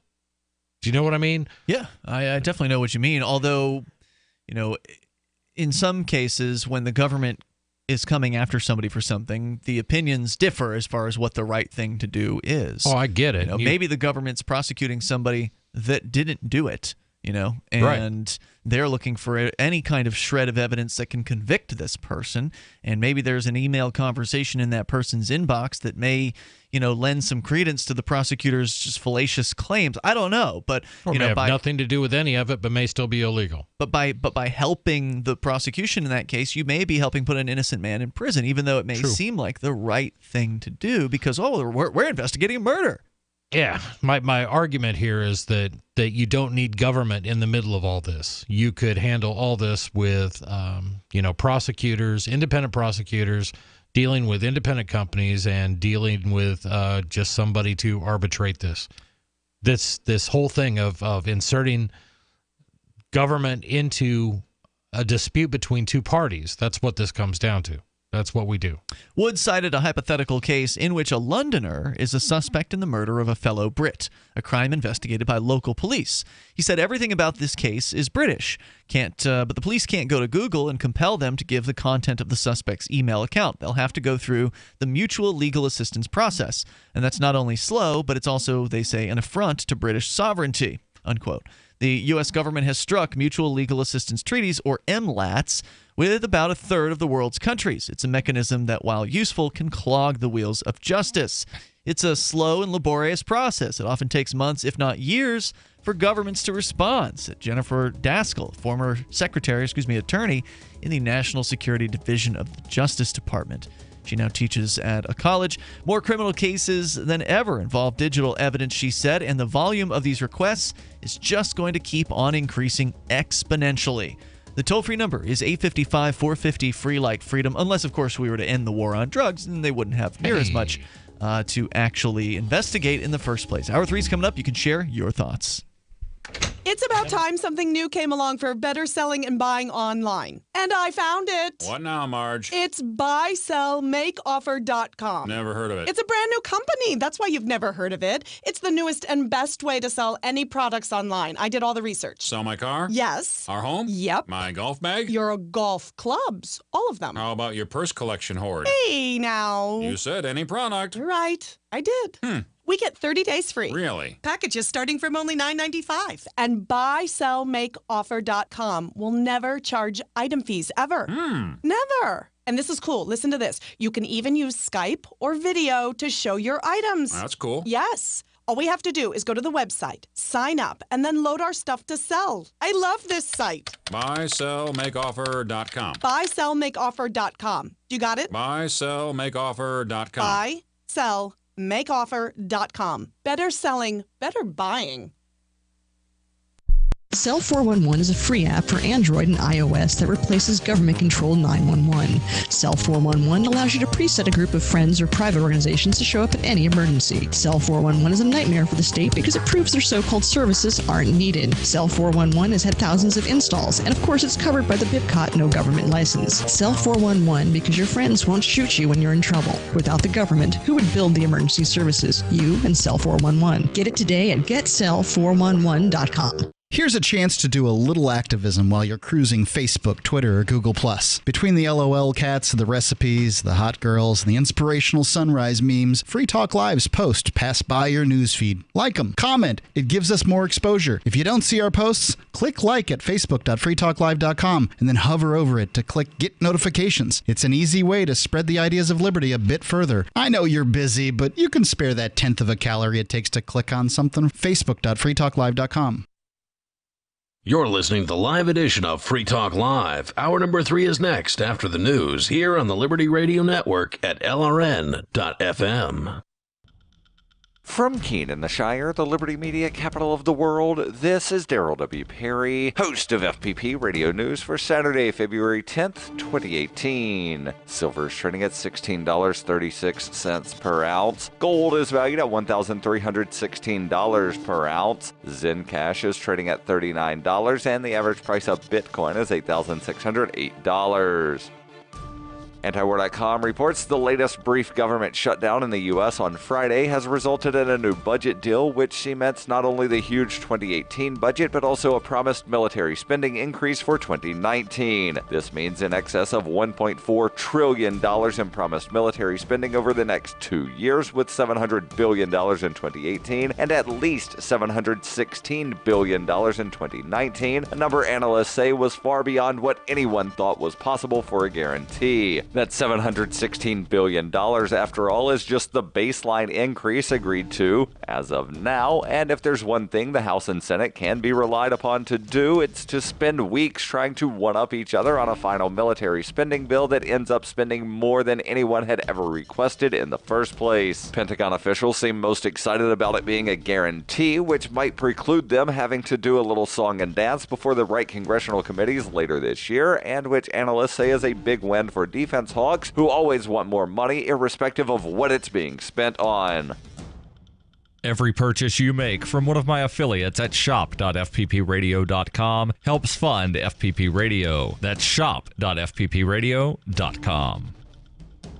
UPI reports ride-sharing giant Uber reached a surprise settlement on Friday with self-driving vehicle developer Waymo after a week-long trial over a trade secret theft. Uber announced it agreed to pay $245 million in stock to settle the suit, which values to 0.34% of Uber's equity. Waymo originally sought a $1 billion settlement last year before the case went to trial. Uber CEO expressed regret on Friday and apologized to employees for the distraction brought on by the legal proceedings. The Uber chief added that he did not believe any trade secrets made their way from Waymo to Uber, nor do we believe that Uber has used any of Waymo's proprietary information in its self-driving technology, and also defended Uber's acquisition of Otto, the company started by one-time Google employee Anthony Lewandowski 2 years ago, just before Lewandowski left Google-owned Waymo to become head of Uber's self-driving program. Uber and Waymo are rivals in the automated driving industry, which both companies believe to be worth hundreds of billions of dollars a year in revenue. Waymo said it believes the agreement will help ensure their intellectual property is protected in the future. Waymo issued a statement saying, "We are committed to working with Uber to make sure that each company develops its own technology. This includes an agreement to ensure that any Waymo confidential information is not being incorporated into Uber Advanced Technologies Group hardware or software."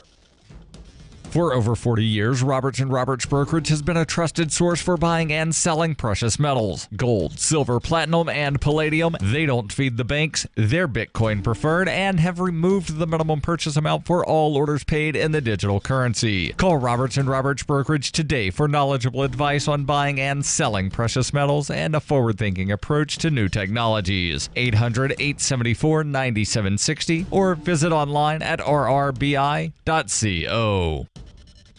Reuters reports a former Homeland Security special agent was sentenced on Friday to 3 years in prison for taking bribes in exchange for getting an indicted Colombian drug kingpin dismissed from a case against the once powerful Cali cartel, according to court records. Christopher Ciccione, a veteran of the Navy and Army National Guard, pled guilty in Miami federal court in November to conspiracy to defraud the United States 2 months after his arrest. Ciccione traveled to Bogota, Colombia in December 2010 to meet with Jose Beran Piedrahita, Pedrahita, an indicted drug lord with the Cali cartel. According to court documents, Ciccione was plied with prostitutes, food, drinks, and around $20,000 in cash at the Bogota Marriott. In return, Ciccione altered official records to report Pedrahita was a former, not current, suspect in the investigation, falsely told U.S. prosecutors that Pedrahita had never positively been identified, and sent Pedrahita the names of confidential informants cooperating against him. A federal judge dismissed the original charges against Pedrahita in October 2011. Juan Carlos Valesco, a Colombian national who functioned as a go-between, also pled guilty in the case and was sentenced last month to more than 2 years in prison. Pedrahita remains at large.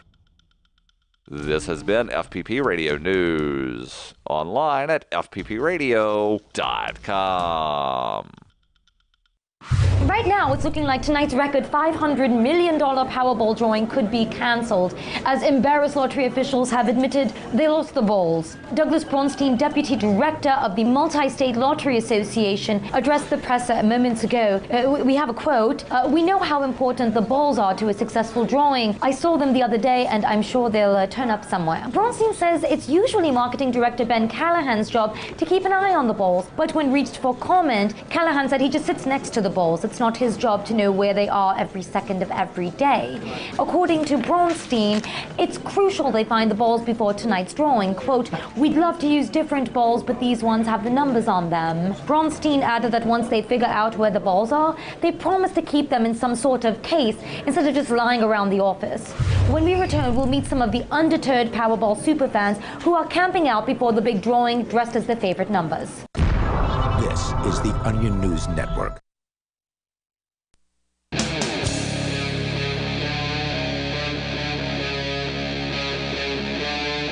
Free Talk Live. This is Free Talk Live. You can bring up whatever you want. Our toll-free number here is 855-450-FREE, like freedom.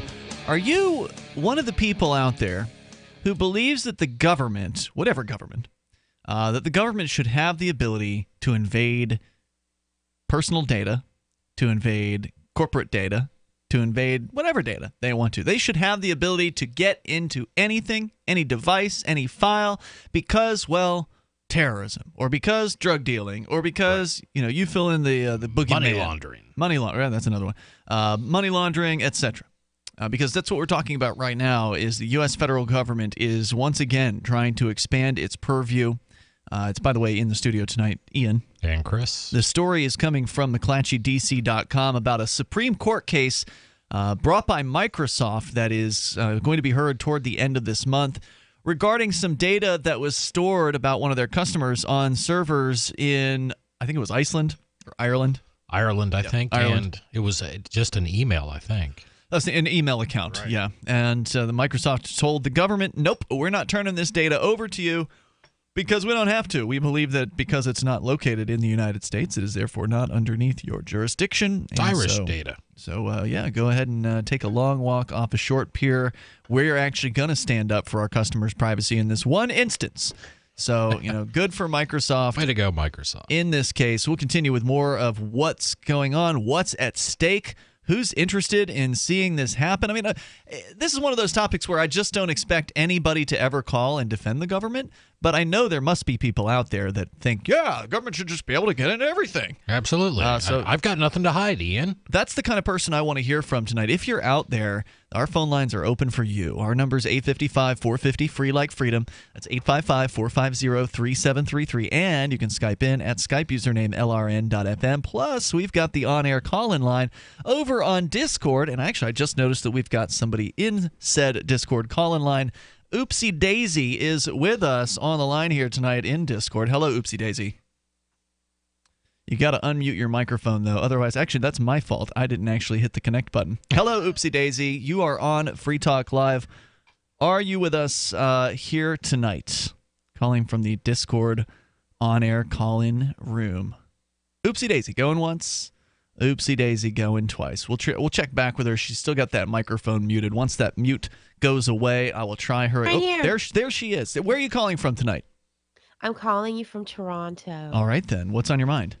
So I've had some people falsely accuse me recently of leaking their personal information, home address and number, etc., also known as doxing. I am 100% against any form of breaching another's privacy, and I want to make it clear on public radio that I live my life genuinely.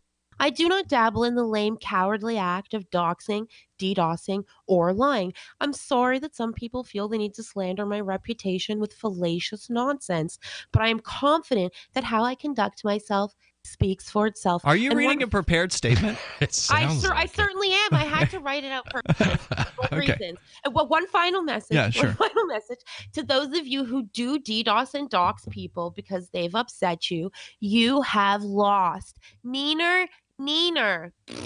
The people who do DDoX lost. What do you mean by that? What have they So lost? if somebody's upset you so much that you really need to remove them from the internet, you've lost. That's, the rules of engagement for internet battles. You're saying it's like an internet tantrum to do a doxing? Absolutely. Yeah. Absolutely. You're kicking and crying and stomping on the foot and stomping your foot on the ground, and I, for one, laughing at you. Now, what about some legitimate doxings? Like, what about doxing government officials, for instance?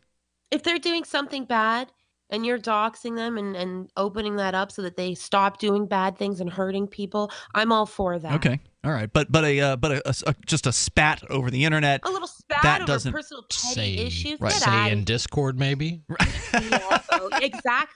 Exactly. Thank you. Yes. All right. So, anything else you want to share here tonight? Oopsie daisy. No, that was everything. But I hope everyone's doing fabulous. We, of course, are. Thank you for the call tonight. Appreciate it. The toll-free number here is 855-450, free like freedom. That's 855-450-3733. And we go to the phones here as we got my dog Rex on the line in Florida. We're talking about data, and I guess DDoSing and doxing certainly has a lot to do with that category. Go ahead, my dog Rex. You're on Free Talk Live, listening via the TuneIn app. Oh, I wish I knew how to DDoS. Well, I'd have a ball. They have apps for that, but I don't recommend you do it because it's not very nice. No, it's not very kind. It is nice if you, the original meaning of nice is useless, needy. You're a little fadey. I don't know if you're talking right into your phone. Okay, is that better? That's better. Go ahead. Good. But talking about collected data. Yeah. So if I contract with Google, between me and Google, right, and some prosecutor wants my stuff, not only should he have to ask Google for permission, but he should also have to ask me for permission. Because it's my stuff and Google stuff, I suppose. Well, I'm sure within the terms of service, Google retains the data. Google retains the full right to mine that data. Google retains the full right to. I mean, again, I'm speculating. I haven't read the terms. I don't expect most people have. Has anyone? But I suspect in there they have total control over that data. Well, that may be, but the prosecutor has nothing unless he has facts and evidence proving that he has even the authority to look at me at all. Well, that's where I think this case. He's got to prove to Google that he has some kind of authority of the ability to even look at me. Well, the prosecutor, I suspect, and I don't know all the intricacies of this particular case, but I assume that the prosecutor did go to a judge and said, here's my evidence, and I would like a search warrant for this particular person's email address or their Microsoft Hotmail account or whatever it happens to be. And I think some judge agreed with him. It seems like that just from what I picked up in the little bit we've talked about this story. So they have that. The question really remains is does Microsoft still retain, Microsoft US retain ownership and direct access to that data? Of course they have access, but should they comply? I just say no. I say no because I just don't like complying with government. Nope. Never brings good things. I say no because when the prosecutor goes to the judge and says, well, my dog Rex broke the law and here's the law he broke, and I have authority or this law applies to my dog Rex because of such and such and such. I mean, I can't claim that you have to perform for me for any reason whatsoever unless you and I have a contract and an agreement, and we've agreed to a method of remedy in case we violated each other. Right. Right. And the prosecutor's got to do the same thing. He can't just say, I'm a prosecutor of the United States and I'm going after this guy because he had some marijuana. Well, unfortunately, that's they can exactly do that. what they do. They do that all the time. I agree with you that they shouldn't be able to, but the reality is they can reach very deep, and they're mad. The government is mad across the board, in the federal level, local, state governments. They're mad at technology companies for doing things like putting encryption on phones, and they want to get a backdoor key to that. So, I mean, kudos to Microsoft, Apple, Google. On the instances where they do actually stand up for privacy, they seem to do a decent job of fighting to at least whatever bitter end it might come to. We don't know how this case is going to shake out. Well, we just have to put our faith in the federal court. I won't do to that. represent the federal government. Yeah. Most of the time, they rule in favor of the government. But go ahead. But it seems to me that these guys with Microsoft and whoever that are resisting aren't resisting because they want to or because they care about their customer. They're resisting because if they give in, they're subjecting themselves to whatever they give away. What do you mean by that? Whatever they let the U.S. do to me to find my stuff on their server, they also let the U.S. do to them. So you're saying that if they allow their one customer to be violated, then that opens up the floodgates for more requests, more data, more demands from the government. My dog Rex, thank you for the call tonight. Thanks. The toll-free number, if you want to join us here, 855-450-FREE like freedom. That's 855-450-3733. We've got Skype as well. The Skype username is lrn.fm. Or join us in the Discord on-air call-in line, as the Oopsie Daisy caller did earlier. You can do that through discord.lrn.fm or coming up on Free Talk Live. Ike was such a sweet, lovable animal, and people would want to pet him, and they'd come up and they'd get close to him, and it would be this instant, oh! My dad didn't want to touch him. It's like, ooh, get the stinky dog away from me. Even after we'd give her a bath, she would still stink. Very stinky, both bad breath and bad gas. I asked the vet, and he said some dogs are just stinky. Does your dog itch, scratch, stink, or shed like crazy? Come to Dinovite for help. DINOVITE.com. The omega-3 fatty acids. Flaxseed, zinc, alfalfa. The digestive enzymes that are cooked out of regular dog food. The ingredients convinced me that it was definitely worth trying. After about a week, he started smelling normal. My husband and I were really kind of astonished. Dinovite is nutrition. 859-428-1000. DINOVITE.com.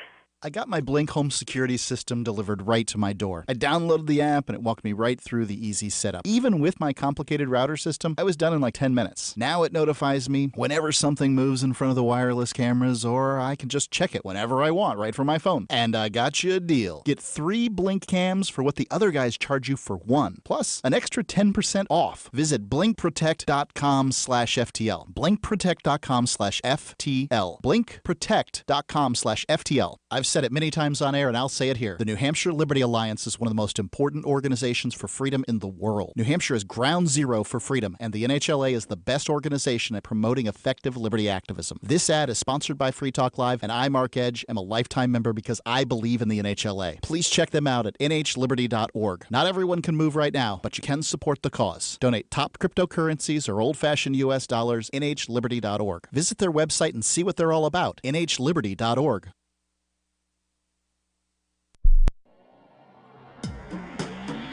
Free Press Publications is an independent, alternative media and publishing company founded in June 2009 with the mission of ensuring a free press for the freedom movement and is committed to spreading the message of peace, freedom, love, and liberty. FPP also gives new authors an avenue for publishing freedom-oriented material. FPP brings you daily news and commentary on the website fpp.cc, as well as a daily 5-minute newscast, FPP Radio News, and weekly news, views, and commentary in the FPP Freedom Minute and Peace, Love, Liberty Radio at fppradio.com, and the monthly newspaper FPP News at news.fpp.cc. Find FPP online at fpp.cc. That's fpp.cc, as in Creative Commons. So you've heard all 3 hours of the latest episode of Free Talk Live, and you're still hungry for liberty-oriented audio content? Did you know that we have another 24/7 audio stream at LRN.FM? The Liberty Radio Network airs the latest episodes of some of the best liberty-oriented podcasts on the internet around the clock. In addition to recorded content, you'll also hear live shows like Free Talk Live, originating from our Keene, New Hampshire studio. So listen anytime at LRN.FM. That's LRN.FM. We've all heard about blockchain assets like Dogecoin, Ether, and Ripple. Bitcoin isn't the only player in the blockchain game any longer. And for those of us wondering how to get our hands on these digital assets, finally, there's a solution. Shapeshift.io allows you to buy and sell between your digital assets and Bitcoin instantly between your own digital wallets. I've used it with ease. Shapeshift.io. There's no account or email address needed. You send them the crypto you want to sell. They send back the crypto you want to buy. It's that easy. Shapeshift.io.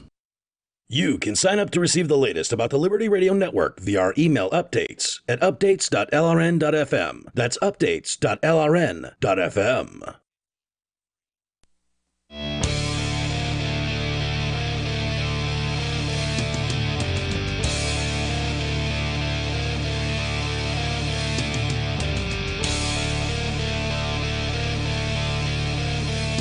This is Free Talk Live, and you can take control of the airwaves here. The toll-free number is 855-450, free like freedom.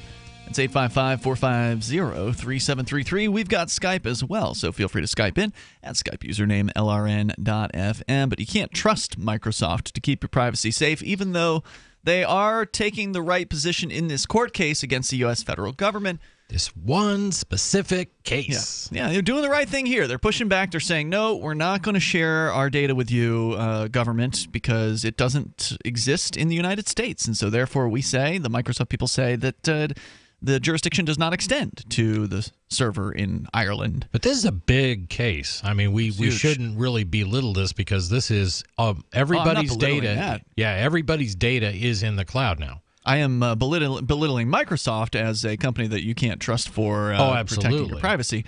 So remember, if you're sending emails or you're having phone conversations or whatever, you have to take responsibility for the level of privacy that you want to retain. If you're just sending unencrypted emails through Bing or Microsoft or whatever the heck they call Hotmail, their service, or Google Mail, Gmail, or whatever. Yep, anything. Then you are subject to being tapped by not only the government but Google itself. If there's something you need to protect, then you need to take extra steps. Now, of course, PGP is what Edward Snowden had recommended, and for those that don't know, Edward Snowden, the guy that in 2013 broke big time with huge news, releasing details about the NSA and the CIA and all kinds of spying going on. He recommended PGP as the best solution for privacy. So if you've got something that you need to say to somebody that you don't want anybody, whether it's the admins at Microsoft or Google or the Justice Department or whoever, if you don't want them to read it, go and do a little basic reading on PGP. Learn how to use it. There's some tools out there that make it easier these days than it has been in the past, and there's really no excuse if you aren't using this. And I'm going to throw out another recommendation. This is one that I use, and that's protonmail.com. Are you familiar with Proton Mail? I've seen the URL, but I'm not familiar with it. It's a company, I believe they were created with a bunch of privacy-focused individuals who were from MIT and some other things. They incorporated in Switzerland, and they have an outstanding and highly secure email system that you can sign up for free. They have paid options too. But if you're not technically advanced and you don't feel that you're going to be comfortable installing PGP, which has a little bit of a learning curve. There is a curve. Then this is probably the second best way to go. How do you trust them? You will own your keys, and just like as we talk about in so crypto, it's all client-side encryption or what? End to end. But please don't take my word for it. Go out there and research it. Read some reviews. Read what other security experts have said about Proton Mail. But I think it's a really good service, and I don't hesitate to recommend it. I do. Okay. Yep. So let's continue here. Your calls, your thoughts. We go to Bill in Oklahoma, and then we'll tell you more about what's going on in the Supreme Court with this privacy case. But Bill, you're up first on Free Talk Live. Go ahead with your thoughts. Hey, guys. What I'm gathering about this case is merely a jurisdictional spat between the U.S. government and Ireland. The United States federal government has always been on the position that they have immediate jurisdiction regarding all Americans. So their argument is, well, the person that we're investigating is an American. He's got emails stored on a foreign server. We have jurisdiction. Cough up the emails.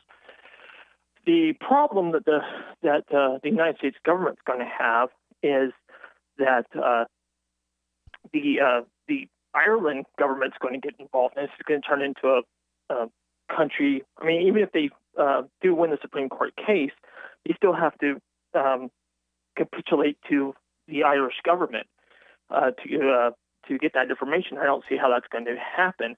Wait, who would have to capitulate to the Irish government?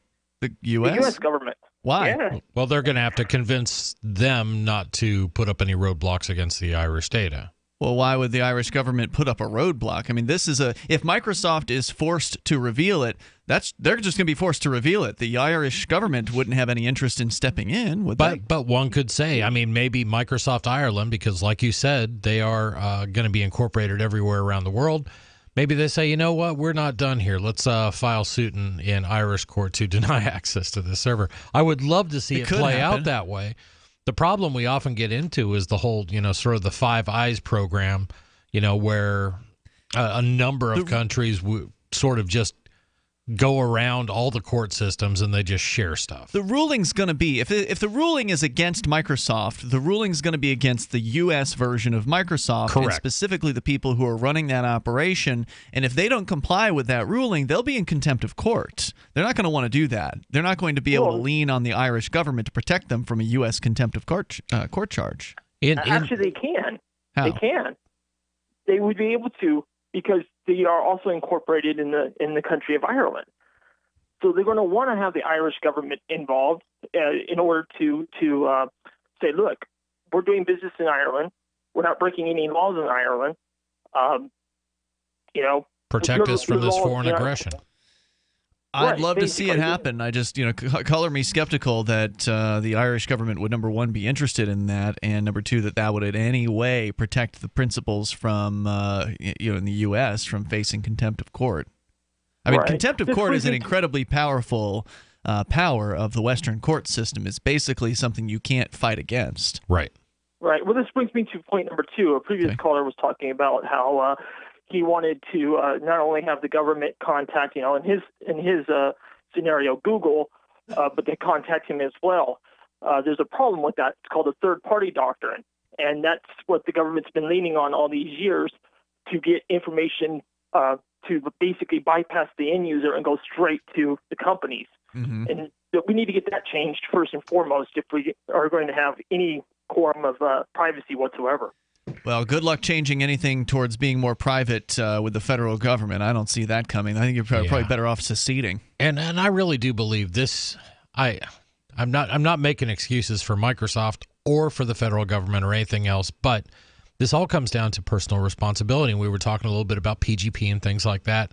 When you blindly install software on your laptop or on your phone and you hit next, agree when it comes up for that user agreement, that's on you. I'm sorry that they make those things so long, but we have to be responsible, and that means changing our thinking. I think if Edward Snowden was telling us anything, it's like, don't take anything for granted.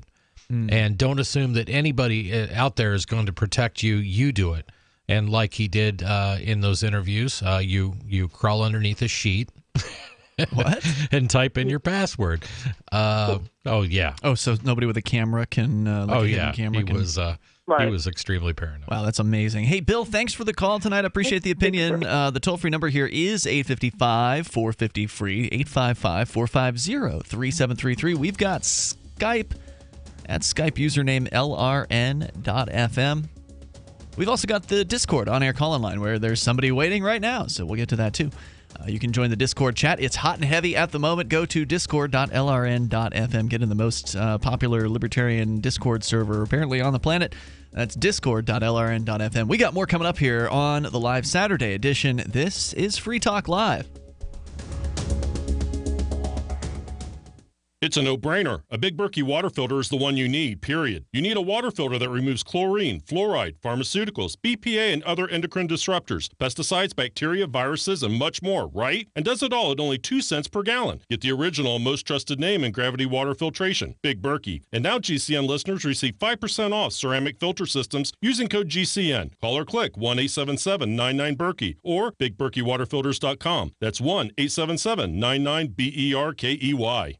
Hunters, anglers, campers, and survivalists. Get back to nature. Expand your horizons with the highest quality, most versatile, unique slingshots and sling bows on the market at slingbow.com. Slingbow products are compact and models start from just $17.98. They're perfect for your bug out bag or storing in your vehicle. Give yourself and your loved ones the excitement and tradition of Slingbow, a new frontier in archery and truly modern twist on this primitive survival tool. Feel the thrill only at slingbow.com. On Free Talk Live, we're bringing people to the ideas of liberty every day.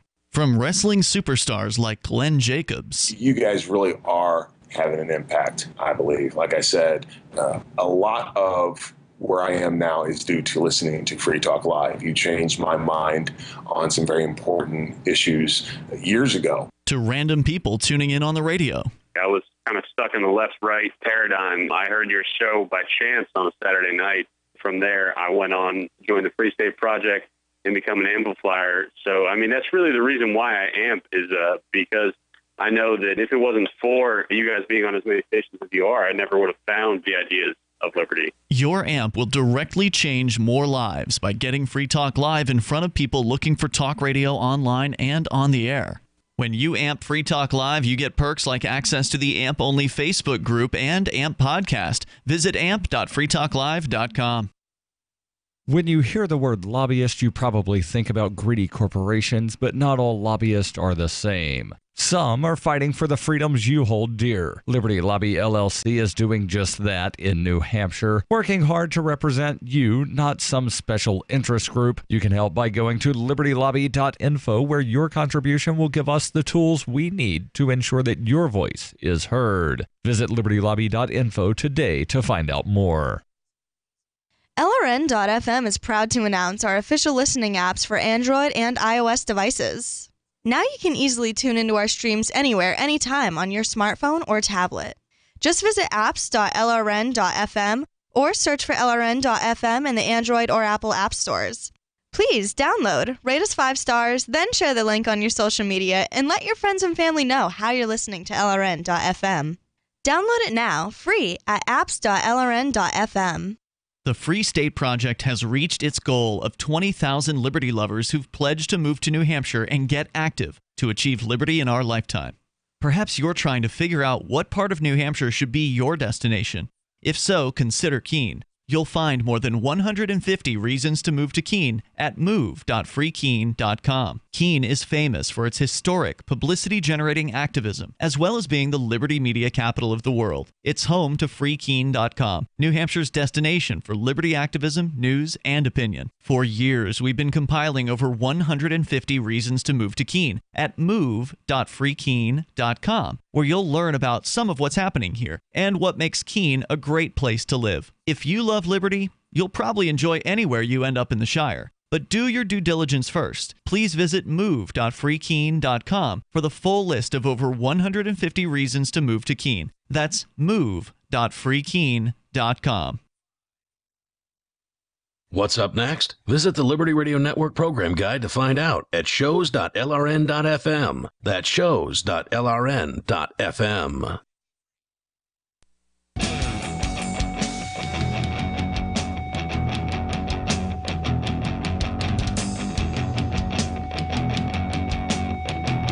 This is Free Talk Live. You can bring up anything that you want. Our number is 855-450. Free like freedom. That's 855-450-3733. We've got Skype as well. Skype username is LRN.FM. Also available to you on Discord, discord.lrn.fm. Allows you to get in there and chat with other listeners and get in our Discord on-air call-in line, which we're going to be going to here shortly. But I do want to let you know about Bitcoin.com. If you are new to cryptocurrency, there really is no better place to get started than Bitcoin.com. They'll give you the details on what Bitcoin is or was. It was the beginning of this cryptocurrency craze that is going on all around the globe right now, with prices down below their peak of about a month ago, or a month or so maybe, where Bitcoin hit a record high of nearly $20,000 per Bitcoin. Today, it's been floating at around $8,000. It's on sale per Bitcoin. So go and learn more. You really owe it to yourself, and you don't want to regret leaving this one behind. Go to Bitcoin.com and start learning about crypto. If you're not brand new, you can still get all kinds of great information from their news site over at news.bitcoin.com. I'm sure we'll be talking more about them next week, since they're going to be one of the prime sponsors at Anarchapulco, where Free Talk Live will be broadcasting from that event. So check them out over at Bitcoin.com. As we continue here, let's go to the Discord on-air call-in line, where Big Loaf is on the line. Big Loaf, you're on Free Talk Live. Go ahead. Do we have Big Loaf there? Actually, I guess Big Loaf is... Hang on one second there. Okay, yeah. So I've noticed a lot of people have been putting their mics on mute while on that line. There's no real reason to do that, since you're the only person in the room. But anyway, go ahead. Yes, sir. Good evening, gentlemen. So I had more of an esoteric or philosophical question for you. All right. Would it be a violation of the non-aggression principle to drag a user into a Skype call that they might not have wanted to been in? That is an esoteric question. So a Skype call that they didn't want to go into. I mean, and I didn't know it, but Steven sort of kind of freaked out. I was trying to spread the ideas of liberty, drag him into a call full of friendly people like Oops Daisy. Yeah, but you don't need to spread the ideas of liberty to Stephen in Ohio, that's the person you're referring to. This is something that happened, I guess, last night. He's already on board with liberty, so how would that have helped him? It doesn't help him, but it helps the others on the call, right? Oh, you're saying that he would have been able to spread the ideas of liberty to the others who are on the call? Yes, but I think I hang around too much internet cancer, and I was wondering if... Let me ask you about this, because this is something that came up last night in the Discord chat, and it made me curious. You talk about dragging somebody into a Skype call, and this happens to the LRN studio account. So we put out, hey, if you want to call the show, LRN.FM on Skype. Well, there are people who will do this. In fact, it happened today. It happened a couple times today, where somebody will just add the LRN studio to a group call of like dozens of people. And I've never actually listened to what goes on these calls. I'll just kind of scroll through the text just to see if there's anything interesting in there. Because with Skype, you can also text to whoever's on the call. Sure. And I never see anything that's like happening that looks intriguing to make me think, oh, I should pick up my headphones and listen to this. What is it that goes on these group calls? Because one of them that I see here called The Last Call, that was the one I was added to today. It has 68 participants in it. I mean, that sounds like an absolute nightmare if there was that many people, or even, a quarter of them were talking. How do you actually have a conversation? What's it like on these calls, and what are the topics? Well, the topics are anything, and we deputized Oops Daisy to be the deputy of the Commonwealth of the Last Call group, and she maintains order. Yeah, and Ricky's in there, and yes, it is pandemonium. We call it Skype cancer. How long has this group been around? Yeah, but there are lots of topics. That was a question. How long has the group been around? Since the beginning. Okay. So, I mean, are these people who are just kind of randoms from the internet? Is it a group of folks that... Yeah, it's a bunch of random people. We talk about random things. It gets out of hand sometimes. Gets somewhat cancerous. All right. So back to your original question, though. Right. What if you just add somebody to one of these Skype calls? Which happens to me all the time on this account. So, yeah. Was it a voluntary thing, Ian? No. So it was not voluntary. Annoying, It's not a big deal, and I don't even like to sit and go nap. it's not the same thing as kidnapping somebody and putting them in a room with people they don't want to be in, because you can just click leave. So, I mean, to say that that's a violation of the non-aggression principle, I think is... It's not a lot of aggression, but it's not good manners. Yeah, that's true. Well, yeah, just tell me you're not interested, and I'll stop doing it. Well, I'll tell you right now. I don't know if I'm interested. It just, it hasn't really hooked my attention. Yeah, don't add me to anything without inviting me. It's kind of like people who add me to Facebook groups and stuff. Yeah. Oh, that is annoying. Yeah. I mean, if it happens every once in a while, it's not the end of the world. But if it's like every day, then you've got other things to do besides click, right click and then leave. I mean, that does cost some level of time. It does. So it's just courtesy to me. Yeah, I agree with you there, Chris. But Chris, you would do so well with internet cancer. You would be a good ad. But anyways, gentlemen. All right. Good evening. Hey, and, thanks. Thanks for the call tonight. I appreciate it. I don't know. I mean, if there was like, we talk about all kinds of things that are internet cancer. Okay, so does that mean there's a bunch of memes? I don't know. Maybe I'm missing out on something here, Chris, but I just don't feel like I am. That's very well put. I mean, were there what? Remember the term party line from way back in the past, where people could pick up a phone and there'd be like 50 people on? You're talking to Father Time here. Yeah. I'm like generations beyond. See, any party other lines were host on before. here. They were before my time. I remember when party lines first came about. And what was that? What is that like? Is that what we're talking about here? Like the new? Yeah. Or consider getting on a conference call. The least effective conference call is one that has, I think, more than three people, maybe. Right. Because everybody's not muting their microphone, and then there's whoever's in charge is trying to figure out who is not muting their microphone. Like, somebody's outside. There's a jackhammer behind them, and you don't know who it is. And of course, the more participants there are, you can't narrow it down. I mean, I've been on these conference calls that you're talking about here, and they're annoying. Yeah, it would drive me nuts. So I don't know. I don't have a lot of. Now I have this morbid curiosity to go on to see just how bad it could possibly be. But again, please don't add me. Fortunately, no one has my Skype They don't know address. your name. You're not putting it out on the radio. So, hey, toll-free number if you want to join us here is 855-450-FREE, like freedom. In fact, speaking of Ricky, he happens to be on the line. Ricky from the Commonwealth. Maybe you can clarify this, because apparently, Ricky, you hang out on these calls. That was where Oopsie Daisy actually ended up finding our show earlier this week, was because she's been talking with you online in these group chats. What is all this about, Ricky? Well, I can clear it up for you. See, it kind of came like this. Now, Brother Stefan's having his problems. Now, he just added me in one of these groups, and I think he dropped me in there because he got owned. Now, one of the things he did, because he got his little pop gun, and he got a Remington, youth model. And I mean, here you go. My 45 sounds so more badass, and that's fine. But see, here's the thing. He's not good at trolling. Now, I gained the respect of the troll. See, now let's talk to Oopsie Daisy. Let's talk about her. Now, she's going by that, but that's not what her name, and that's what she go by. Uh-huh. That's what's happening. See, she lied to you, Brother Chris. Yes. Yeah? She lied to you, and she tried to trash Ricky from the Commonwealth. See, I didn't bring up nothing. I just came in as myself, and I am Ricky from the Commonwealth. She said I tried to say that. See, she lied to like a million people. So now we've got three parties from an internet chat room who are all making different claims about one another on the national airwaves. They're airing out their internet dirty laundry on Discord. National radio. Yeah, great. 175 stations. Beautiful.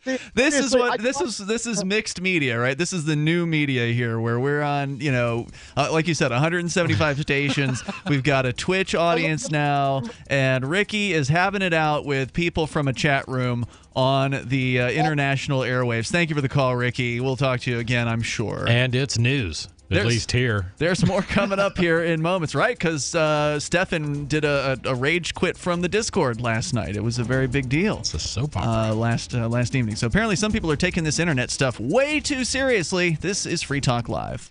Does your dog itch, scratch, stink, or shed like crazy? Come to Dynavite for help. Order a 90-day supply of Dynavite. Pick up 2 bottles of Lico Chops, get the 3rd bottle free. New improved Lico Chops with omega-6, omega-3, vitamin E, and now 6 extra direct-fed microbials. Even better for the digestive tract and immune system. And dogs love it. Try Lico Chops. Buy 2, get 1 free. This is Henry Lukasevic for Dynavite. DINOVITE.com. Cryptocurrencies are successful because of good technology. The liberty-loving voluntarists who founded Zencash in 2017 took the best tech, like zero-knowledge anonymity and decentralized autonomous organizations, and are creating a secure platform for money, messages, and media that can be sent to anyone, anywhere in the world. Zencash is a cryptocurrency dedicated to peace, anonymity, and decentralization. Find out more at zencash.com. That's zencash.com. Over the last 4 years, 3 of the biggest online precious metals dealers have gone bankrupt and their owners put in prison due to theft and fraud. Having previously purchased precious metals, can you be sure you purchased the right product? Did you receive proper advice? Or were you stung by one of these companies? Miles Franklin has been in business for 29 years without receiving any material customer or regulatory complaints ever. Maintaining an A+ Better Business Bureau rating and residing in Minnesota, the only state in America that regulates the precious metals industry, making doing business in precious metals with Miles Franklin the safest choice, bar none.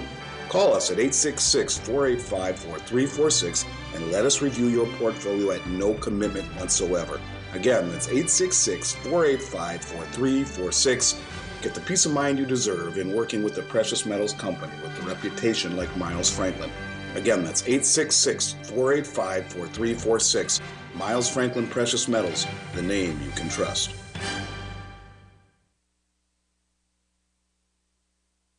This is Michael Dean from the Freedom Fiends. I've run websites since 1996 and have used over a dozen web hosts in that time. AgristHosting.com is the only one that hasn't broken my heart. Agrist Hosting's uptime and service is stellar, and their DDoS mitigation is the best I've seen.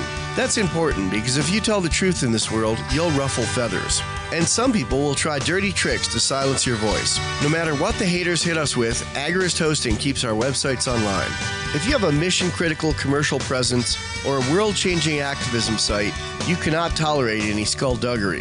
So go with agristhosting.com. Have a WordPress or blog site, but you're not satisfied with performance or uptime? Or just want raw hosting? Want to pay with Bitcoin? Agrist Hosting specializes in high-performance hosting with personalized service. Go to agristhosting.com and click on the button that says Get Hosted. That's agristhosting.com.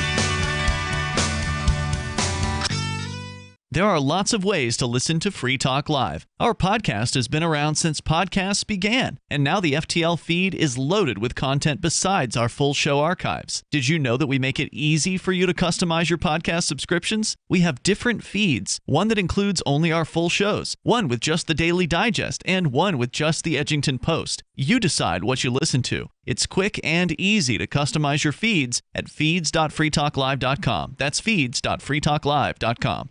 Hi, this is Mark Edge of Free Talk Live. Michael W. Dean's book, User's Manual for the Human Experience, changed my life. In a culture that attempts to turn you into a compliant victim, this book gives you implementable steps on everything from how to be aware of your environment walking down the street to business, to how to handle a toxic person in your life. If you're a human, you need to read this book at least once. Go to Amazon and get the Kindle version, or paperback, or an audiobook of A User's Manual for the Human Experience. If you enjoy LRN.FM, please contribute to your favorite shows via their websites and become an amplifier at amp.lrn.fm. That's amp.lrn.fm. All right, it's another edition of the Edgington Post Show. It is Mark Edge here at the North American Bitcoin Conference. I am gathering interviews as I can, and found a project that I think is very interesting. It's called Shoppin', and I've got with me Jeremy Harkness, who is the Chief Blockchain Officer. That's right. And Doron Wesly, the Chief Marketing Officer. Nice to meet you. Yep, and between the two of you, I should be able to get this whole project and understand everything, right? Absolutely. Excellent. Give me the elevator pitch for Shoppin'. Mark, thank you for having us on your show. Shoppin' is a decentralized Amazon. Our vision is based on two critical elements. One is a shopper bill of rights. We believe very strongly that user data, your purchase history, your profile, your preferences, your wishes, should all reside with you, only you, and you get to say when somebody gets access to it briefly or not. The same thing goes for the other side, the retailer. We believe that the retailers are under tremendous duress, both the physical retailers and e-commerce retailers. There is a trend, as you may have seen, that Amazon is becoming ever so big. They're 30% of all e-commerce worldwide. They bought Whole Foods. They're on track to buy Target, rumors say. They have significant holdings in various brands they bought, for example, American Apparel, to use it as a front for brands to sell to consumers. They do a very good job in understanding their consumers. They listen to what you do at home with Alexa. They've got your movies. They've got your television shows that you love with obviously Amazon Fire and Kindle. They have, and Prime. They have an understanding of various purchases you're making for you and your family, because typically you make purchases across the board for them.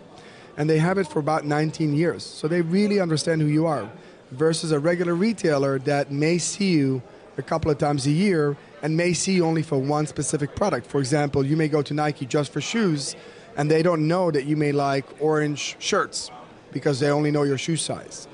And so the idea is that we want to bring the retailer back in touch with their customer directly so that they can sell them effectively, make a higher margin, less returns, happier customers because they're getting what they're seeing or they're getting what they want and what they really desire.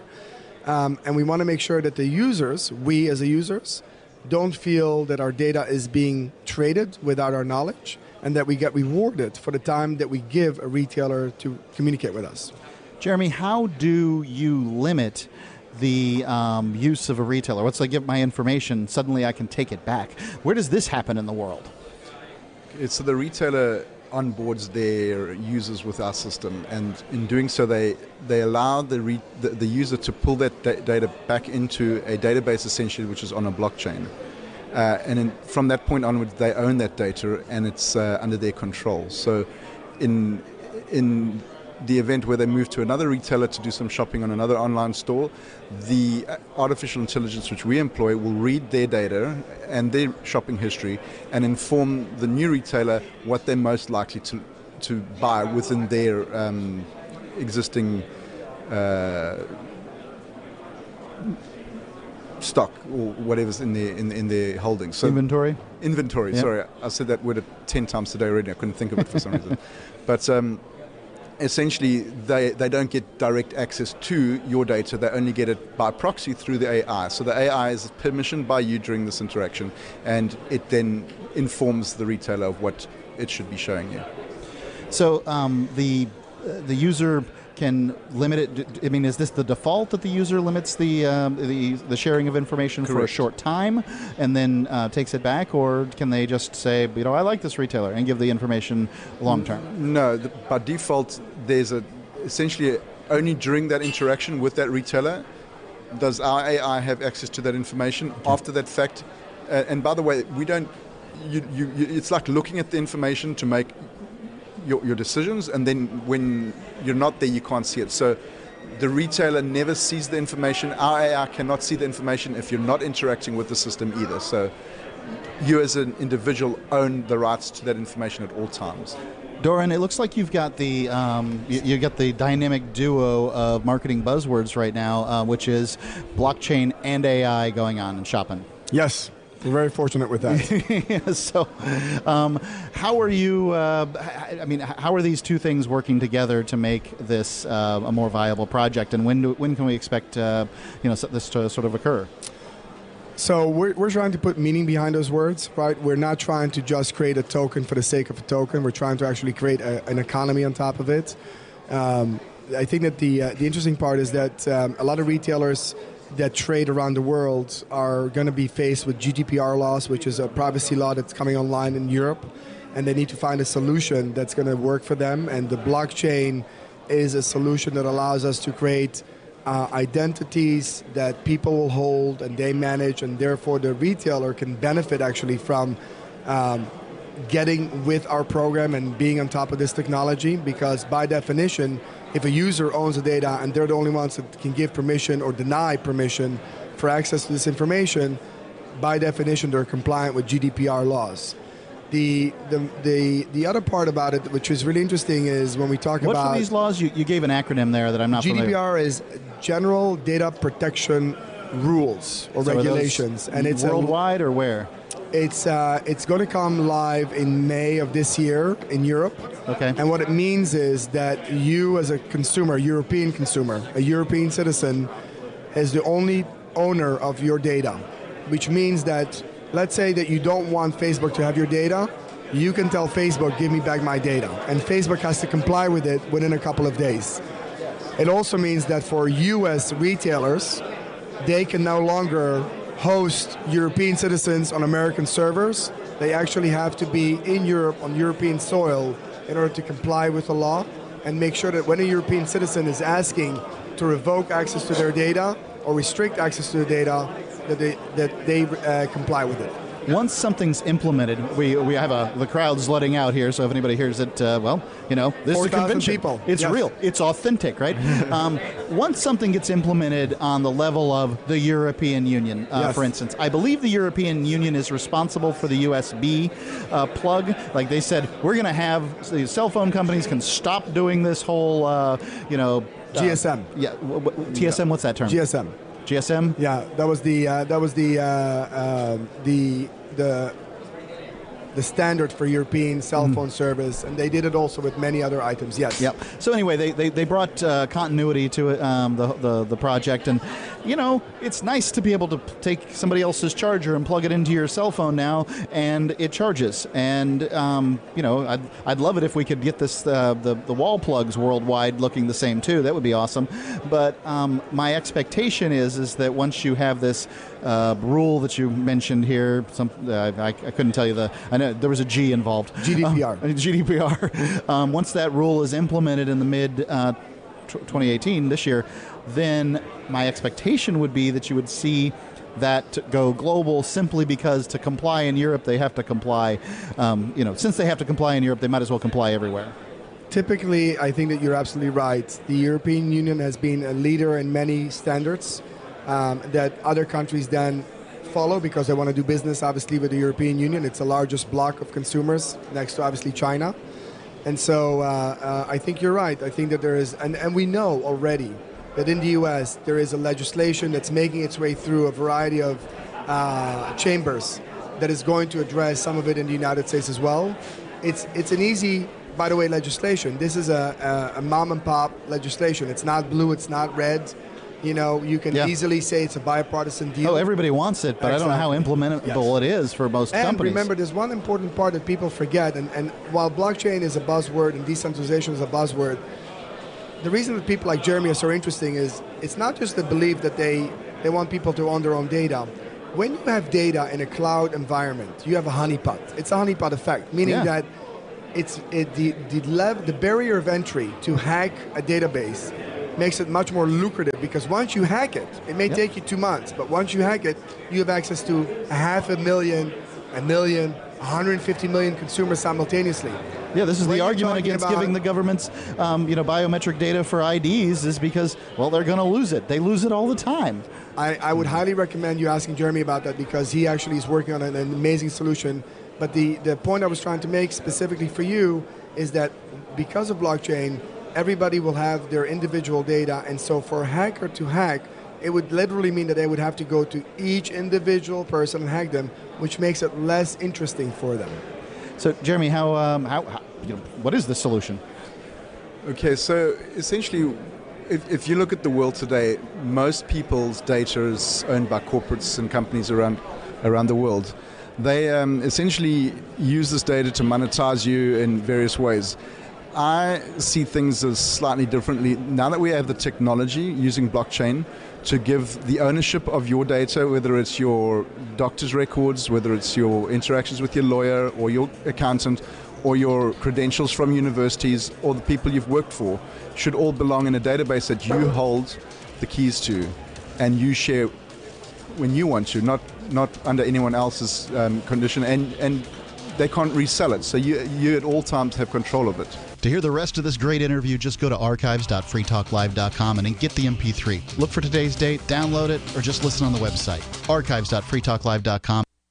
Is spreading the message of liberty, cryptocurrency, and peace around the globe worth $2 per month to you? As you may already know, in addition to our internet feed, LRN.FM broadcasts on free-to-air satellite across North and Central America, as well as Sub-Saharan Africa. And we've been available on satellite for free 24/7 since 2010. The LRN.FM free-to-air satellite signal is reaching some of the most oppressive regimes in the world, and there's no doubt our ideas are making an impact. You can learn more about the channel's impact by watching the 3-minute video at fund.lrn.fm. If you'd like to help free minds globally with our ideas of liberty, cryptocurrency, and peace, you can donate as little as $2 per month via fund.lrn.fm. You can help us continue and expand our satellite broadcast to multiple continents. Visit fund.lrn.fm today, and thank you for your help. Don't forget to share the link on social media. That's fund.lrn.fm. Are you sick of government lackeys who say you didn't build that? Are you tired of elitists who think you need a government permission slip for everything? Everything you do is an A to B conversation, and the government should see their way out of it. Create true free markets by adopting the BIPCOT No Government License. The BIPCOT No Gov license allows use or modification of any product, service, or software except by governments or government agents. Go to bipcot.org. That's Bravo, India, Papa, Charlie, Oscar, Tango.org. LRN.FM now has a Discord. Discord is a free text and voice chat platform, and we now have our own server with a bunch of channels at discord.lrn.fm. You can join other listeners as they chat about various things during our live shows, or anytime, day or night. Discord software is available cross-platform, so you can have it on whatever device you want and take your chats anywhere. Join our Discord at discord.lrn.fm. That's discord.lrn.fm. Questioning Authority is coming up next, live after the news on the Liberty Radio Network at LRN.FM. From Keene in the Shire, the Liberty Media capital of the world, this is Daryl W. Perry, host of FPP Radio News for Saturday, February 10th, 2018. Silver is trading at $16.36 per ounce. Gold is valued at $1,316 per ounce. Zencash is trading at $39, and the average price of Bitcoin is $8,608.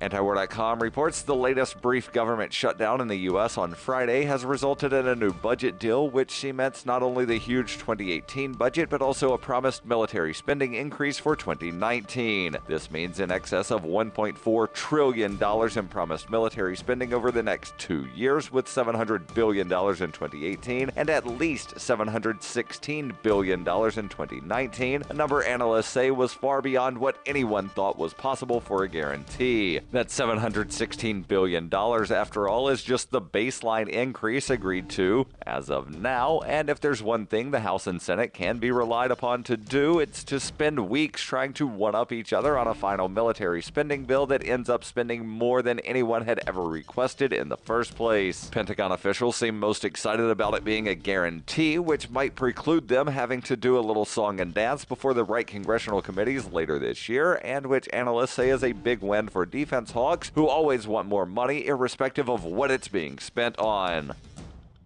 Every purchase you make from one of my affiliates at shop.fppradio.com helps fund FPP Radio. That's shop.fppradio.com.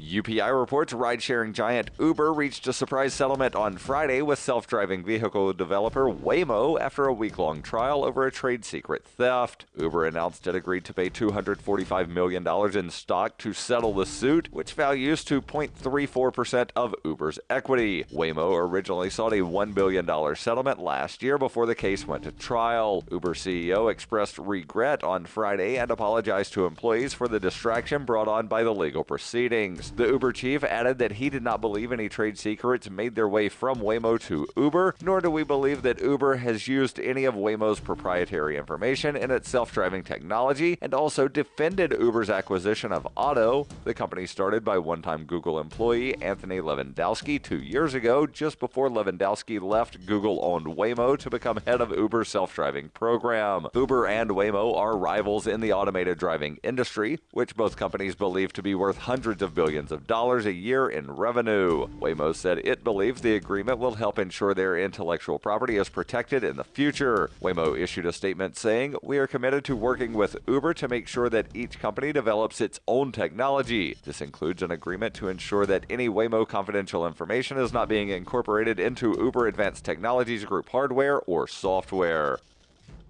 For over 40 years, Roberts & Roberts Brokerage has been a trusted source for buying and selling precious metals. Gold, silver, platinum, and palladium. They don't feed the banks. They're Bitcoin preferred and have removed the minimum purchase amount for all orders paid in the digital currency. Call Roberts & Roberts Brokerage today for knowledgeable advice on buying and selling precious metals and a forward-thinking approach to new technologies. 800-874-9760 or visit online at rrbi.co. Reuters reports a former Homeland Security special agent was sentenced on Friday to 3 years in prison for taking bribes in exchange for getting an indicted Colombian drug kingpin dismissed from a case against the once powerful Cali cartel, according to court records. Christopher Ciccione, a veteran of the Navy and Army National Guard, pled guilty in Miami federal court in November to conspiracy to defraud the United States 2 months after his arrest. Ciccione traveled to Bogota, Colombia in December 2010 to meet with Jose Beran Pedrahita, an indicted drug lord with the Cali cartel. According to court documents, Ciccione was plied with prostitutes, food, drinks, and around $20,000 in cash at the Bogota Marriott. In return, Ciccione altered official records to report Pedrahita was a former, not current, suspect in the investigation, falsely told U.S. prosecutors that Pedrahita had never positively been identified, and sent Pedrahita the names of confidential informants cooperating against him. A federal judge dismissed the original charges against Pedrahita in October 2011. Juan Carlos Valesco, a Colombian national who functioned as a go-between, also pled guilty in the case and was sentenced last month to more than 2 years in prison. Pedrahita remains at large. This has been FPP Radio News. Online at fppradio.com. A new study released this week based on extensive psychological profiling of some of the world's most notorious serial murderers found that their homicidal instincts can be traced to a single incident in childhood when they were denied a toy that they really wanted.